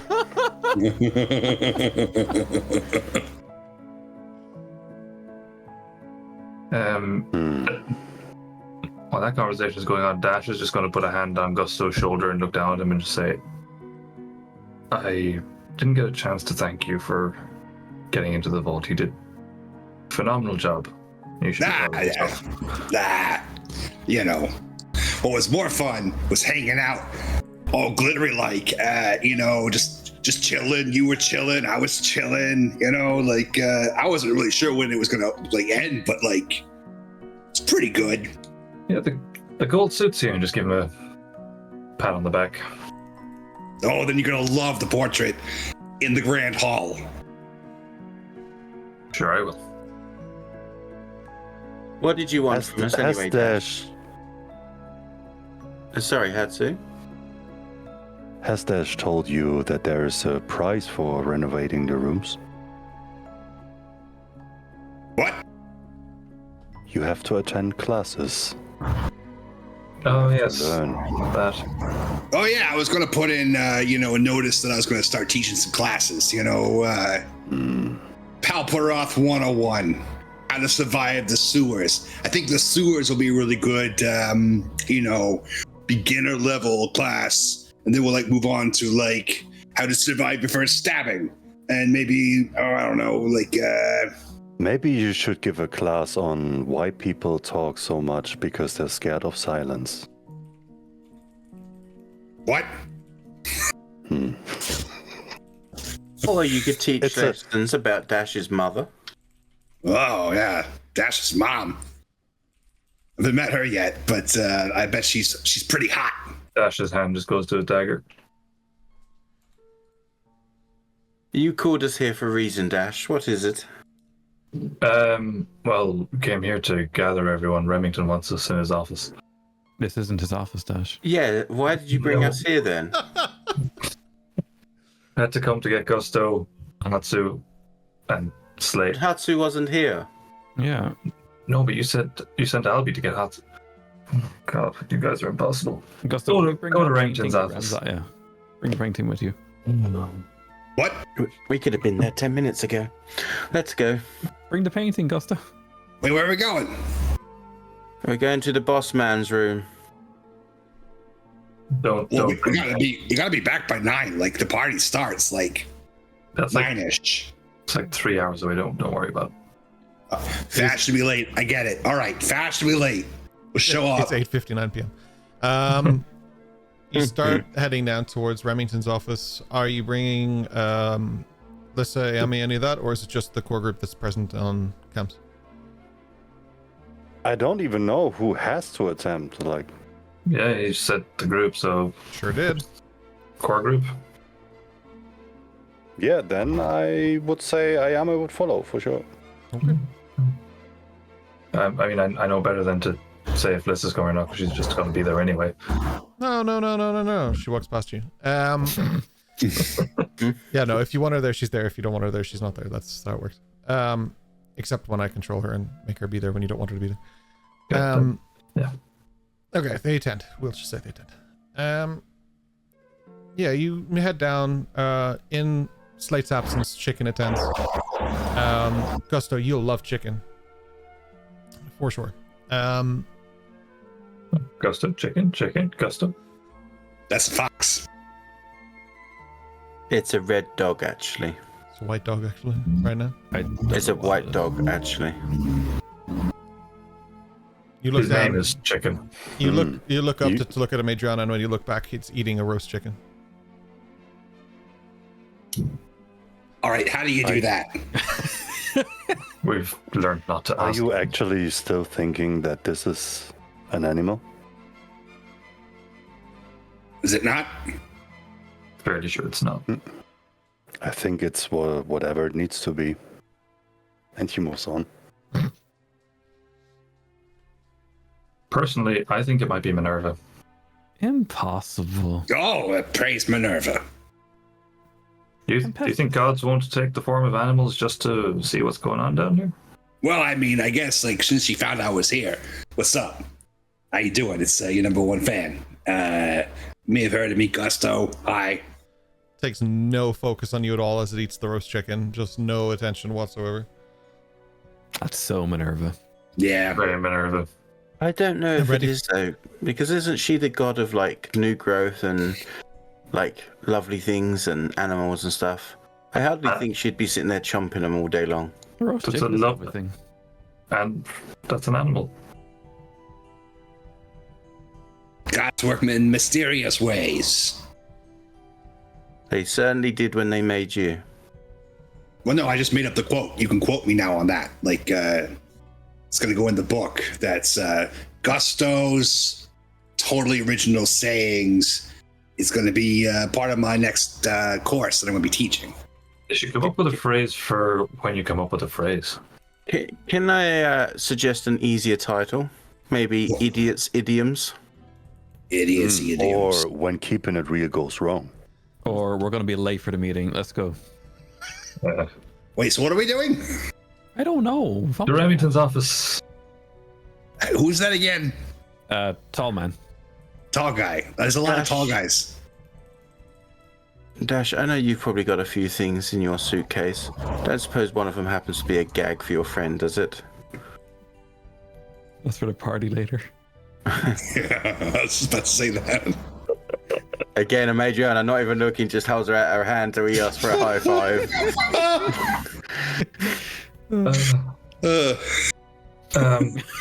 I love this wisecracking duo that's starting. Oh dear. 150 miles away from Chicago. It's late at night. We're wearing sunglasses. And I have wings. Let's go. Oh dear. On we go. Right. You head to Remington's office. Finally. I haven't seen a derailment like this since San Andreas. Oh my god. Oh, wow. Catch the damn train, CJ. Oh shit, here we go again. God help us if we're doing a dungeon crawl and come up against the door. Anyway. Anyway. You get to Remington's office, and as you enter, there is already Remington's desk in the normal office, but the desk is now much bigger to support the amount of people there are, with enough chairs already present. Welcome. Just on time. You may enter. A party is never late, nor is it early. It arrives exactly when it means to. I had a friend who used to say things like this. I think he got eaten by a demon. Anyway. Oh. Great times. You sit down and he sits across from you all. Good to see you all getting along. Gusto, how are you finding your time here at the Arcanum? Well, I mean, I was told that it's not a resort,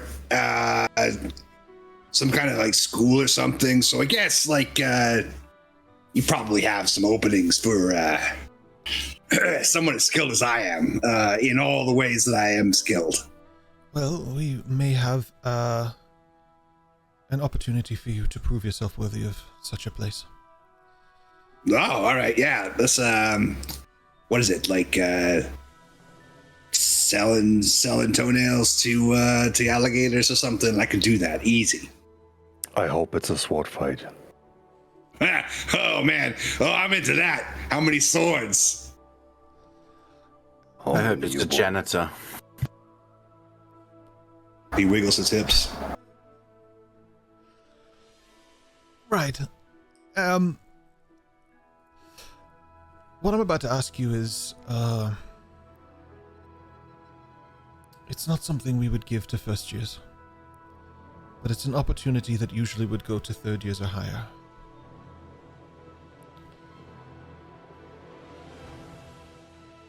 A friend of mine has reached out, and he has something that I need collected by a trustworthy party.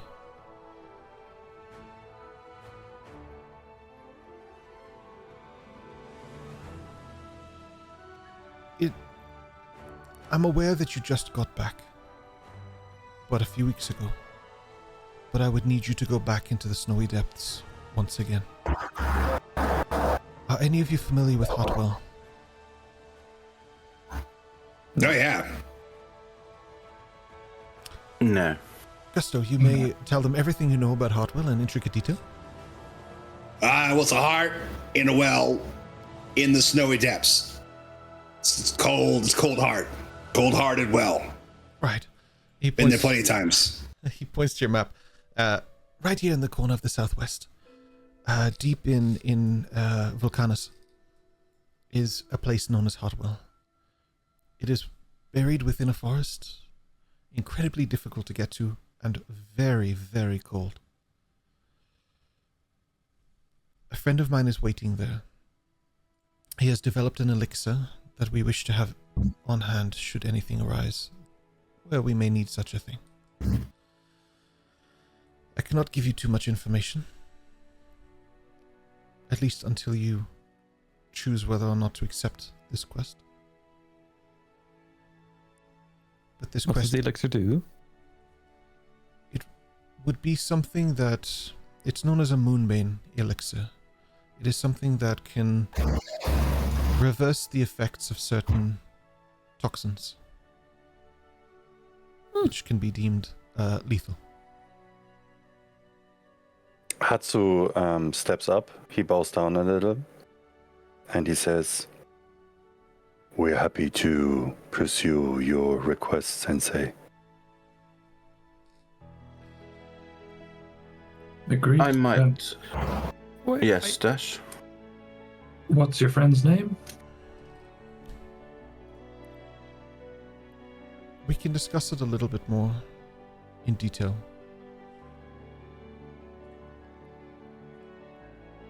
Please understand that this is a very sensitive issue for both the Arcanum and the Isles in general.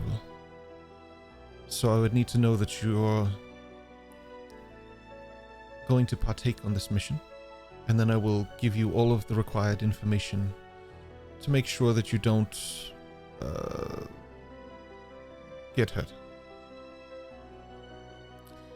Your interactions with Gorebound are what sold me on this, and believing that you are capable, but more recently, Dash and Gusto have shown that they are quite willing and able to do what is necessary to complete a task. They've earned my trust in doing so. And it's worth noting that you are going to do things like this in the future. This is a place for practice. I am more than okay with the things that have been done, but of course, please, if you take this quest, do it with a better result than, obviously, the way things went with this. Madriana, you were about to ask me a question. I apologize. I went on a tangent. No, it's not a problem. I'm assuming this is then, should we say, off the books? It's not so much off the books as in here in the Arcanum. It's okay to discuss these things. You will understand when I explain why this is something that we do not openly usually converse about. It's not against the rules to do so, but we would suggest you do it with grace and tact and understanding for this person's situation. Well, like Hatsu, you can rely on my, I guess, I don't want to say expertise, but at least my understanding of situations to go and do what's necessary. I would have one small request though, maybe. Of course. Having looked through the library many a number of times and looked at different artifacts and such, I believe something like a haversack would be a good idea so that we may hide this particular item. At least from mundane view.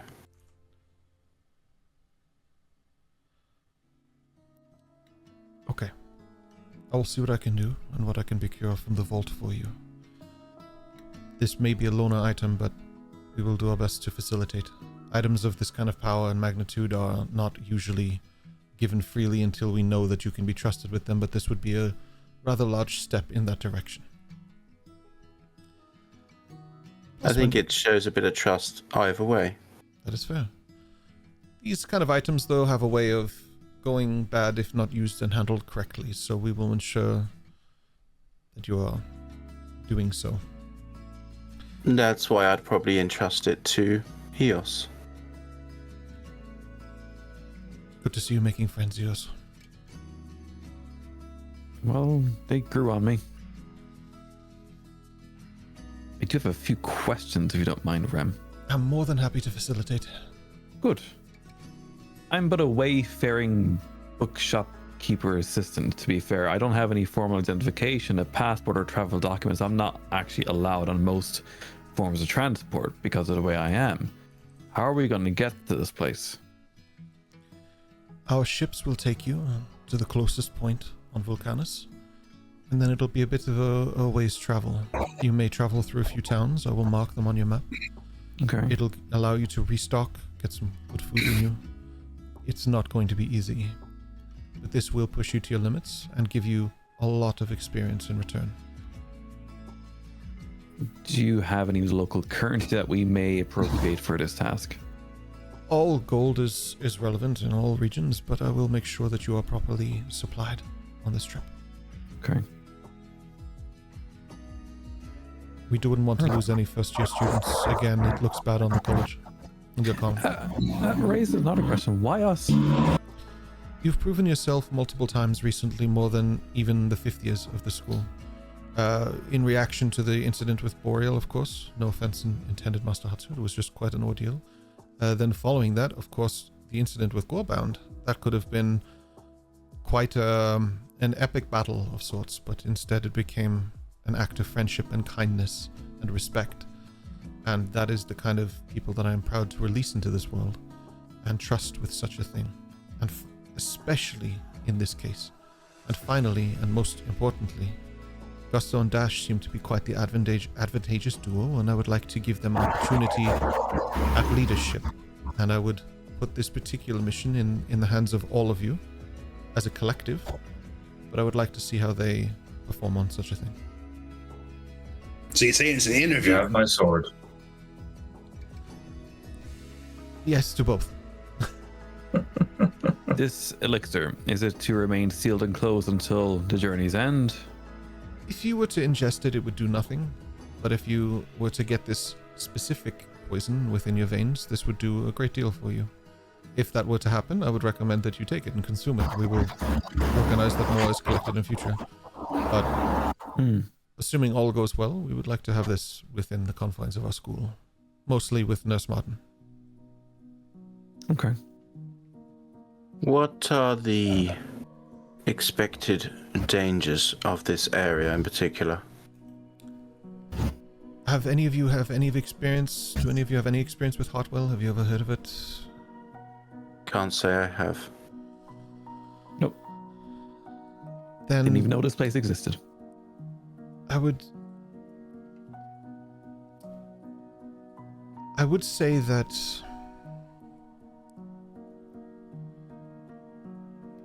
what I'm about to tell you is going to be a little bit shocking. Okay. But understand that I would not do this if I did not believe your safety was relied on. It's not going to be perfectly easy. You're going through the wilderness. Dangers can approach. But this is going to be an opportunity for you as a group to really test your mettle. Hartwell is not easy to get to, intentionally. There are many people who live there. My friend, his name is Eodand Buisson, otherwise known as Wolver, and he is one of the oldest creatures in the Isles. He has an affliction known as lycanthropy.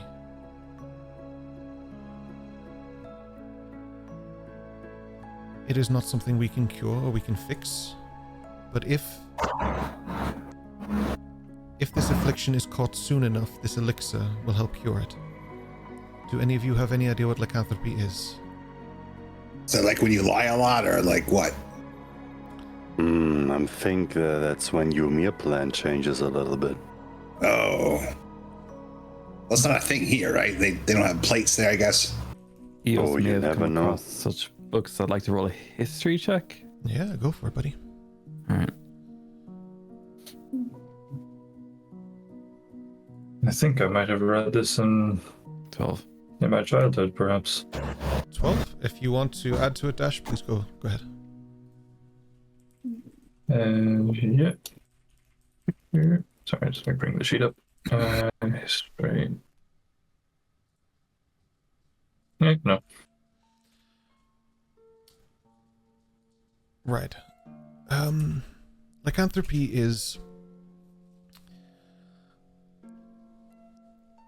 when you are somewhat genetically combined with that of a wolf, and during specific times, the wolf-like side of you may be more prevalent. It can cause violent tendencies, it can cause a change in personality, quite radical, and of course you'd be covered entirely in fur, become an incredible beast of unimaginable power and could hurt people quite significantly, which is why they choose to isolate themselves there. They have their own rituals, of which you will learn if they allow you to do so. That is not my place to say. But just know that it is constantly nighttime here, and constantly visible is a full moon. So you are walking into a place that requires incredible tact, and preferably not something that would aggravate these people. They are powerful allies of the Arcanum, and they are powerful allies to have in general. And they are good friends of mine. They will do you no harm as long as you do not invite them to do so. Remington, I must ask, do the crew know of this place? Which crew? Any of them can we expect to encounter? I don't know. Opposition? Nobody is aware of the quest that I have sent you on. This is not something that will take just a day or two, Master Heidman. Prepare for a long journey. You should be returning just before the new festival, the festival of the new year. And maybe you'll be back quicker, I'm not sure, but should you require it, you will have a quick method to return to us using a similar hearthstone that you have encountered before. And he just slides it across the table to whoever wants it. This will get you all Yoink. home. Just make sure that you are... Oh, god damn it. Yoink. Just make sure that you are I cast yoink. Make sure that you're all touching the stone or one another at this time to make sure that you all come home safely. Now, yes, Majorana. No, it's me. Yes, Ryan. Yeah. While this is going on, it suddenly occurs to Magiana that both that dickhead that she can't remember the name of because she doesn't want to remember his name, that tried to get Hatsu put away, and that bitch that she doesn't want to name because she's a bitch that hurt Slate, might have left something behind to be able to... She knows that magical means wouldn't be able to listen in or watch. Just for people watching, he's talking about Dr. Harrow, who was in the previous session, or a couple sessions previously, and has to do a lot with Gorebound and stuff that they had done and dealt with. And you're also talking about Grimstone, the lawyer who tried to have Hatsu put in jail. Yeah. Yeah. She won't name them though, so you're fine. I'm just for recapping for other people who maybe even missed an episode or you know, whatever might be in Twitch. Who are these bitches and assholes? Like, who are these people? Majorana hates everybody. Not everybody. So yeah, she's pretty sure magically there'd be no way they could spy in here. However, it might be overlooked that mechanically they can. So while this conversation is happening, Magiana wants to deeply inspect and take her time everywhere around this room to see if there's any hidden bugs, listening devices, anything like that kind of thing. Yeah. Just casing the joint. I'll give you... Yeah, you can make investigation or perception, but I would say at this point I'd be leaning towards investigation just because of the nature of what you're doing. That's fine by me. That would be a 7 for a 12. However, I don't like that, so I'm going to use my inspiration. Okay. I don't like that. So that's a 14 for a 19 total instead. Okay, 19.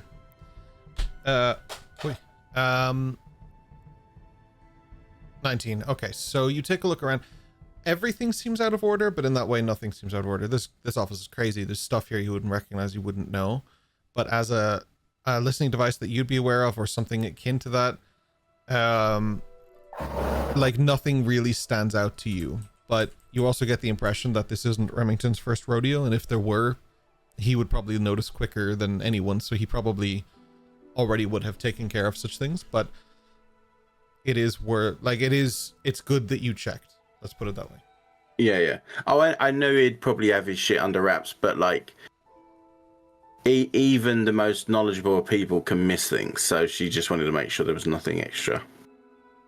When you look back towards Remington, you'll notice that he's looking towards you, and it might be the first time you're feeling the reverse effect of a Madriana, where you kind of assess what everybody's doing. He was assessing what you were doing while you were looking around, like kind of around the room. You took your eyes off the ball for a second, and his eyes like just caught onto that, or his awareness became. I just give him a knowing nod of, we both know what I was doing. Yeah. He just nods and closes his eyes for a second, and he looks back towards Gusto, who is about to teleport himself straight back into this room. So by touching, like everyone's got to be touching. Like, what do you mean by that? Like, define touching. I slap him around the back of the head. I just touched you. That was a momentary touch, yes. All right. So we're doing the leather thing. All right, I understand how this works. All right, I'm on.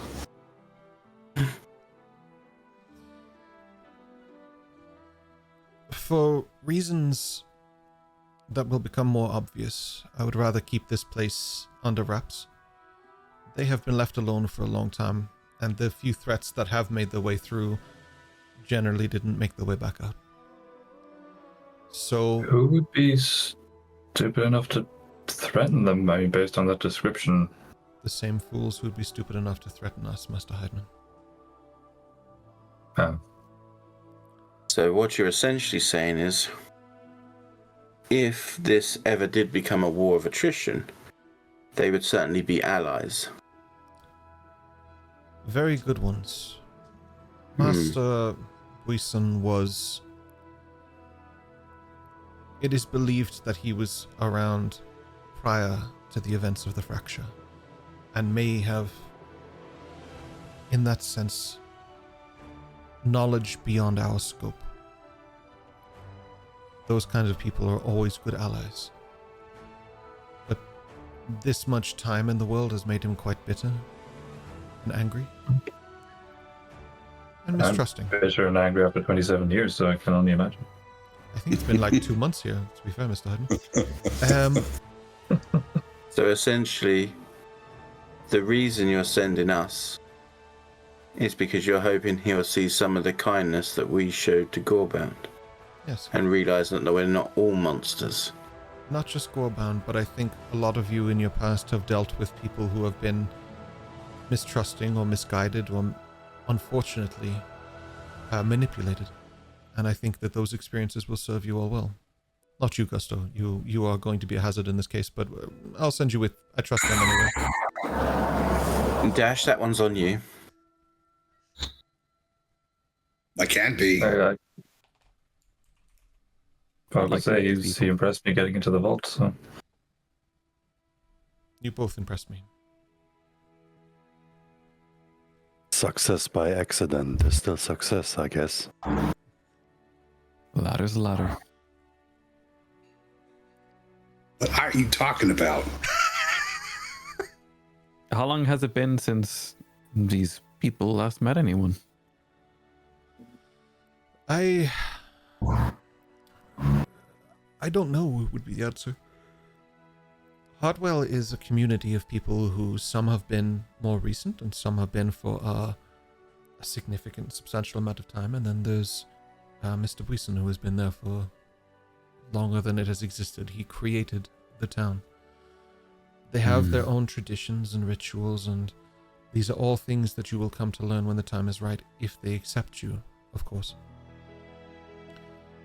I strongly advise bringing Master Slate on this quest. No, we couldn't leave him behind. He has good in-depth knowledge in situations like this. Not so much the situation of Wolva, of course, but more approaching a community that doesn't want you to approach it, and how to enter such a place. Some of you are more skilled than others in this measure, and I think that would be a benefit.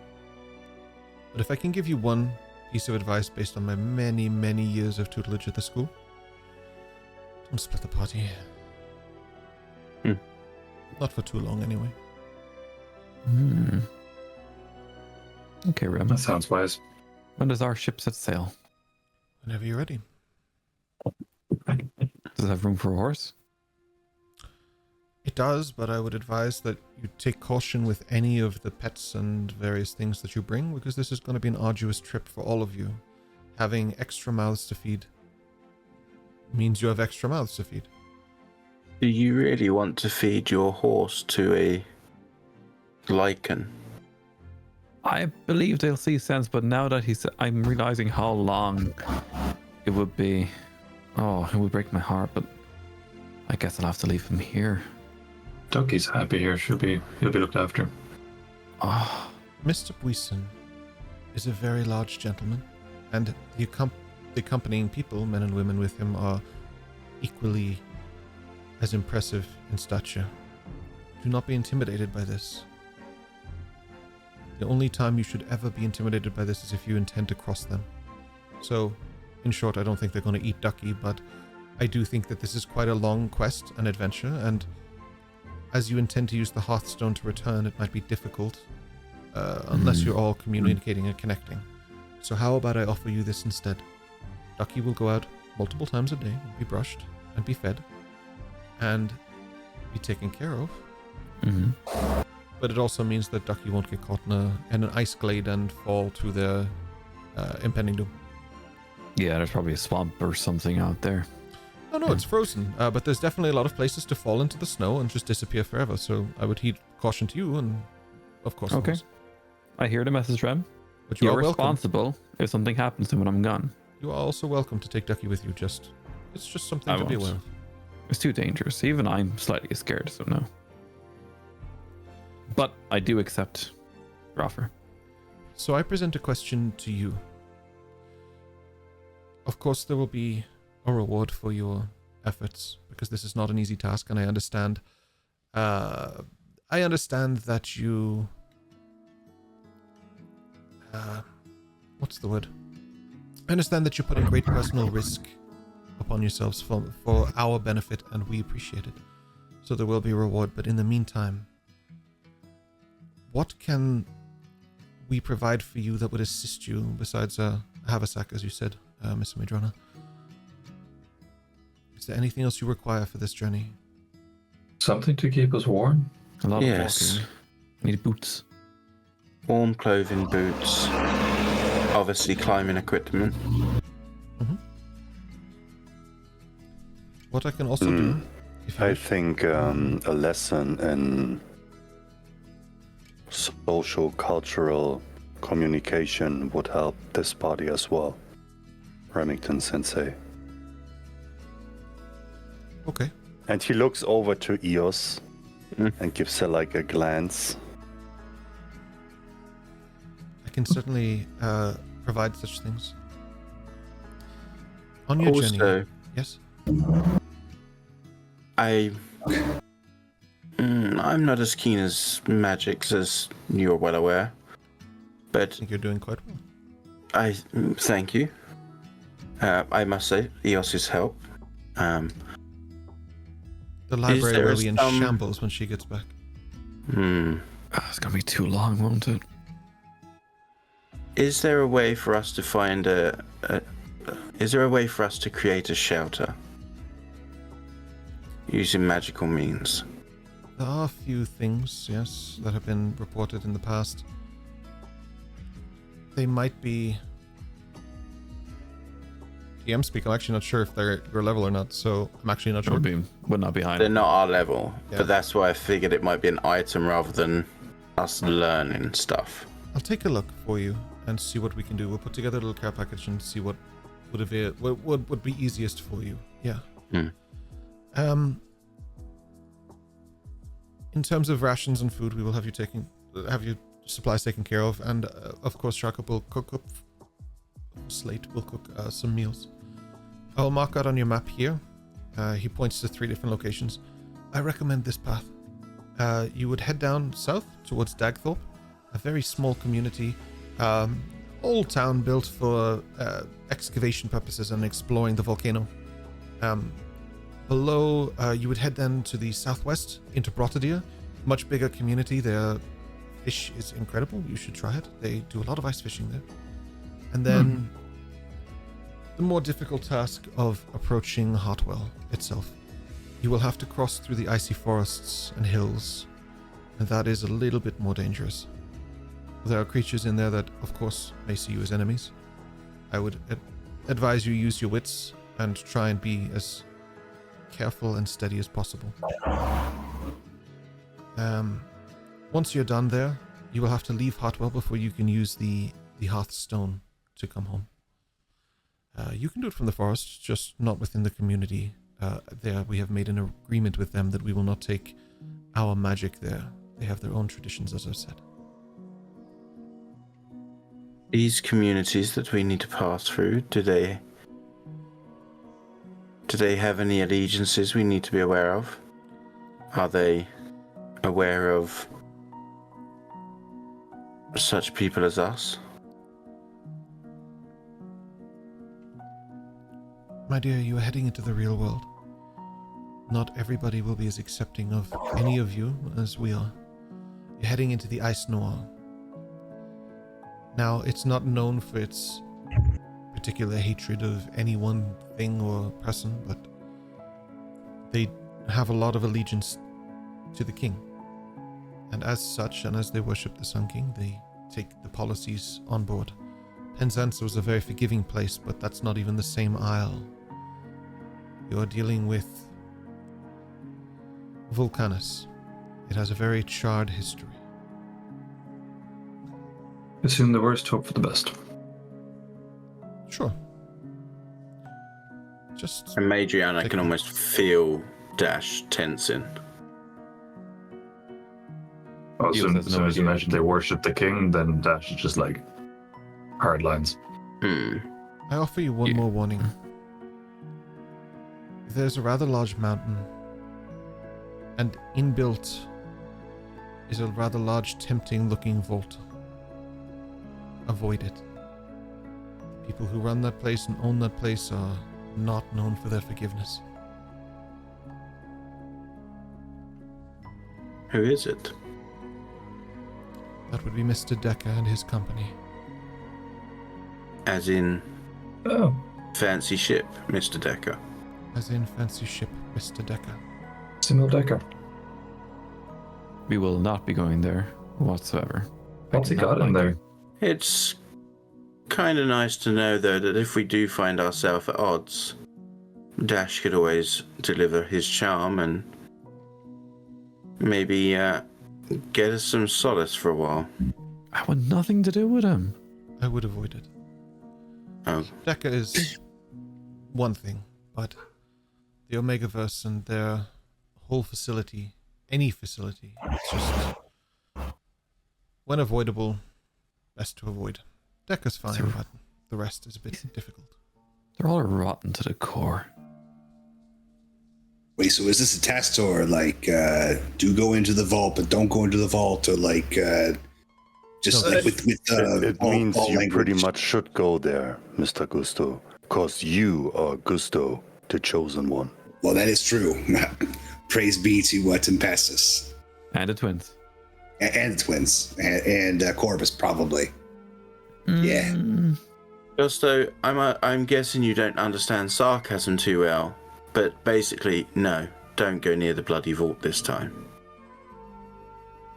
So it's not a test and don't do it, or it is a test and don't do it?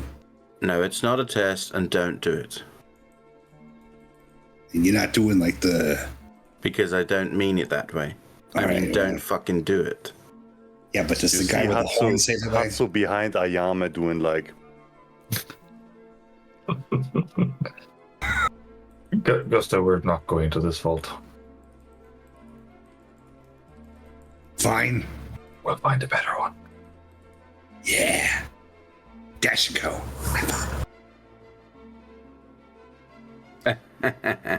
I'll make sure that a bundle is prepared for you. When would you wish to leave? Well, I must write a letter. I'm good for tomorrow.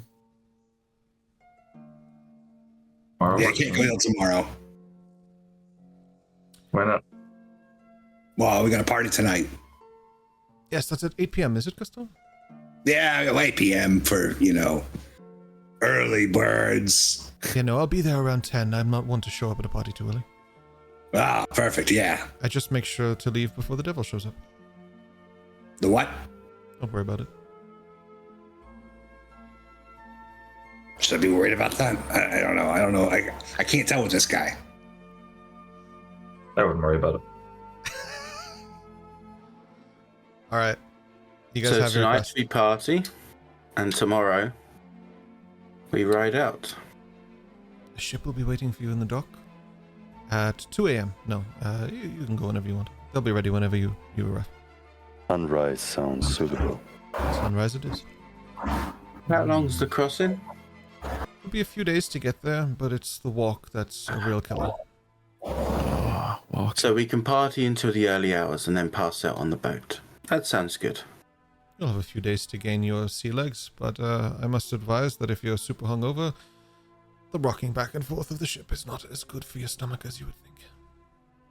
Eos is just looking down at her sandals going, hey, walk. Learn to fly, Before baby. the group leaves, Hatsu would stay to have a chat with Remington. Yeah. Unless there's any other questions, then I'm happy to disperse the group as you go and pack. Eos hops off the tall chair and she heads out. Your bundles will be ready on the ship by morning. Wow. Thank you. Let's get back and party then. Oh, and Dash. Hmm? And she just gives you a slap. You're it. And she fucking runs. Damn it. And thus dashing begins after the her. movie Tag. Oh god damn it, I heard the dashing pun. No. And thus begins the movie Tag for the next 30 years. There's other players, like he could just smack Eos and then keep running. Like I dare you. yeah. No, don't. Only 13? I think that's kind of low. Dash has made 13 puns about himself during session. Yeah. That does not include post sessions. Yeah, 13. Mm. Oh, now he's Oh, made fair 14. enough, Apparently, fair just enough. went up to 14. So there you go. Oh, it was current and then added it. Yeah, okay. Boblin It was- apparently did that in reverse. I'll have to look at that. Anyway, Yeah, head out. cool. Yes, Master Hatsu, what can I do for you? Well, Remington Sensei, with all due to respect, I find my group has not much experience with certain traditions and necessities when it comes to running an organization. I have to apologize for the kind of way they approach this. I want to apologize for the way they're calling you. And I want to apologize for the kind of bartering of a thing that should be an honor for them. I will try my best to teach them the ways that your family did teach us. And I will make sure that they will behave appropriate. I have no doubt in my mind, Master Hatsu. Wish May I myself- request something? Yes, of course. Maybe. Please don't. I mean, it's your way of teaching. I respect that very much. But I think a hint here and there from an authority that you're not their friend in a way that a child has a child friend might be appropriate for them to understand how they should treat people that have carried so much on their shoulders. If I spent my life trying to teach them respect, I think I would be 6 feet under a long time by now. The way it works for me is that everybody's different. They have their own ways of doing things. And either they do it respectfully or disrespectfully, but respect is earned. I'll earn their respect, and they will earn mine. I would agree to you in a way, but in another way, I see a lot of potential in them. And if you remember that you treat soldiers and generals different in their way to teach and learn and how to understand what responsibility means, you have to push them. They never learned it, they never saw it. They just know one side of respect. But I know they're capable of become faithful, shiny leaders in this world. So it would help if we can notch them a little bit. If that makes sense to you. So I support this. I will help you. Except with Gusto, I just don't think that's a battle worth winning. Every army needs a troll to distract, I guess. Every good, well-trained soldier carries smoke bombs in his pocket. Gusto is your smoke bomb. Let chaos reign. Chaos reigns everything. It is what it is. Yeah. Domo arigatou gozaimashita. Thank you for your patience. And excuse me if I did say something inappropriate. I just want to make sure to have my friends. Hatsu, the day you cross a line is my last day on this planet. You have never crossed a line in your life, and I don't expect you to do so now. You are fine. Thank you for your trust. He nods. And he leaves, but he wouldn't go to the dorms. He would go to the woodhouse, the treehouse. Sure, absolutely. Skipping up alongside Dash comes Lissa. Well, aren't you in a good mood today? She nudges into you. Better than the last few days. Just looks around. Where's the rest of the party in relation to us? That would be a question for them. Where are you guys in relation to them? Holding Dash's hand. I'm running because I tagged him and not letting him catch me. That's right.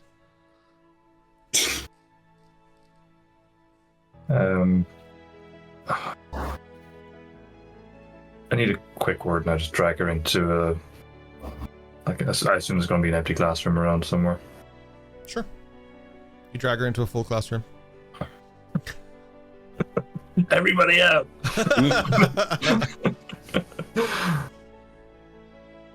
You're gonna teach her a lesson, are you? It pulls out a whip. No. Gonna give her the ruler. Shut up. God, you're embarrassing me. Yeah, so take her side and feel like I owe you an apology. I didn't know you knew the word. At the school, we do a lot of learning. I would say.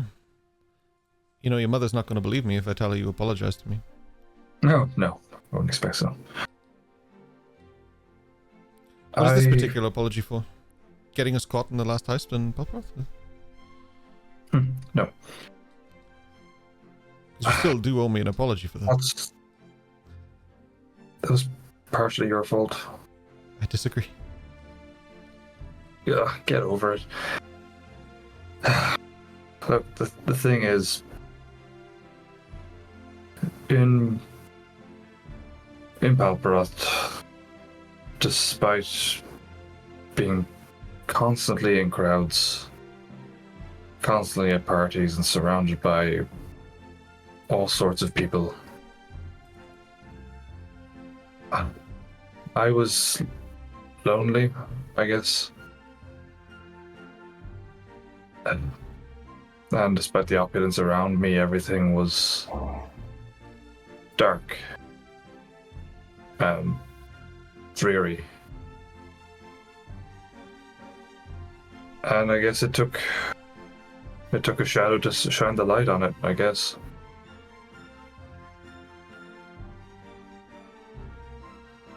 My apology is this. I apologize for taking so long to say how much you truly mean to me.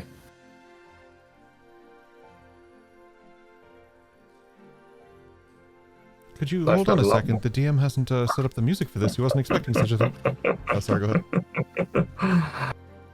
Life got a lot more interesting when you showed up. And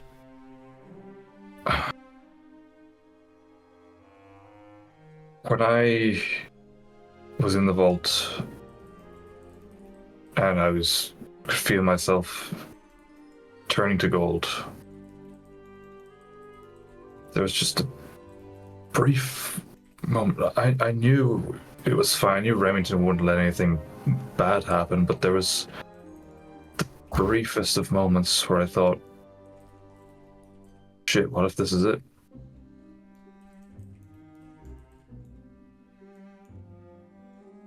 And I was angry at myself, thinking if this was the last moment here, I wouldn't have told you.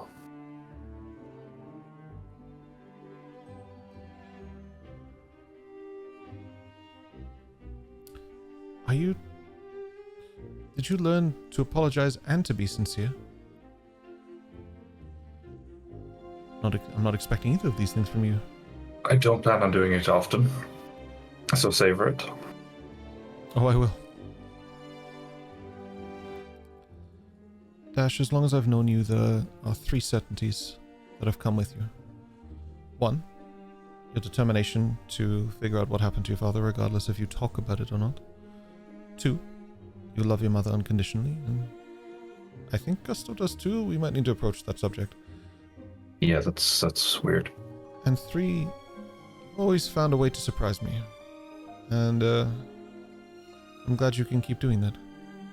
For what it's worth, if I ever think there's a serious threat to your life, I'll be the one jumping in front of that blade, Master Dash. You have nothing to...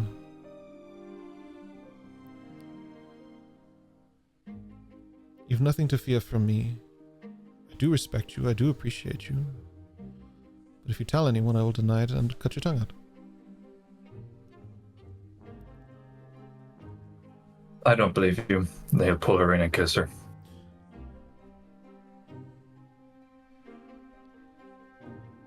She would probably freeze up and tense up. And I'm not sure she would have any other response other than that. But I do know that if you kiss her, and even if you just walk away or you stay there or whatever, she's probably done talking. Like, that was... As Is she kissing back, though? Like, give us some juice. At first, no, because she wasn't expecting it, but I would say towards the end, yes. Definitely didn't pull away.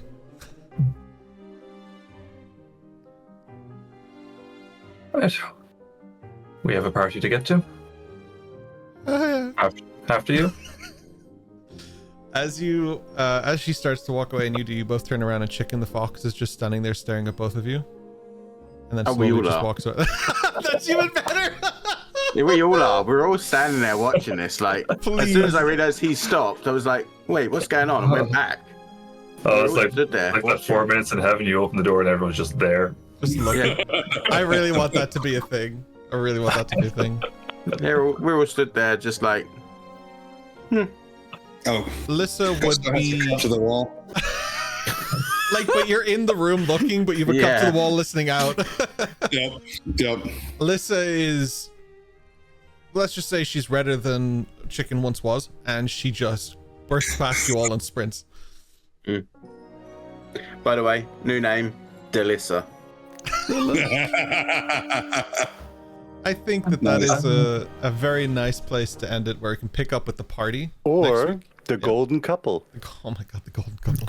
Oh shit, yeah. Well, I mean, technically, that's already a thing. Next week we'll pick up with the party. Not the partying. Oh yeah. And we will move into our deployment and our first major quest for the team. Yeah. Dash's private party. Dash's privates are partying right now, let me tell you. Oh my god. Jesus. We almost made it to the end, man. Oh. There's also a part of me that's ending the session now so I can go tell my wife it finally happened. He's finally going to get laid. Maybe. One step at a time. She's hot for him. We've known that. Yeah. If by no other means but Besmer is like, you fucking make this happen. Yeah, when Lissa went away, my wife like actually threatened me. But she's been turned to gold. What do you fucking mean she's been turned to gold? She knew before all the rest of us. Anyway, that's completely through me. So what we'll do is take a little 5-minute break.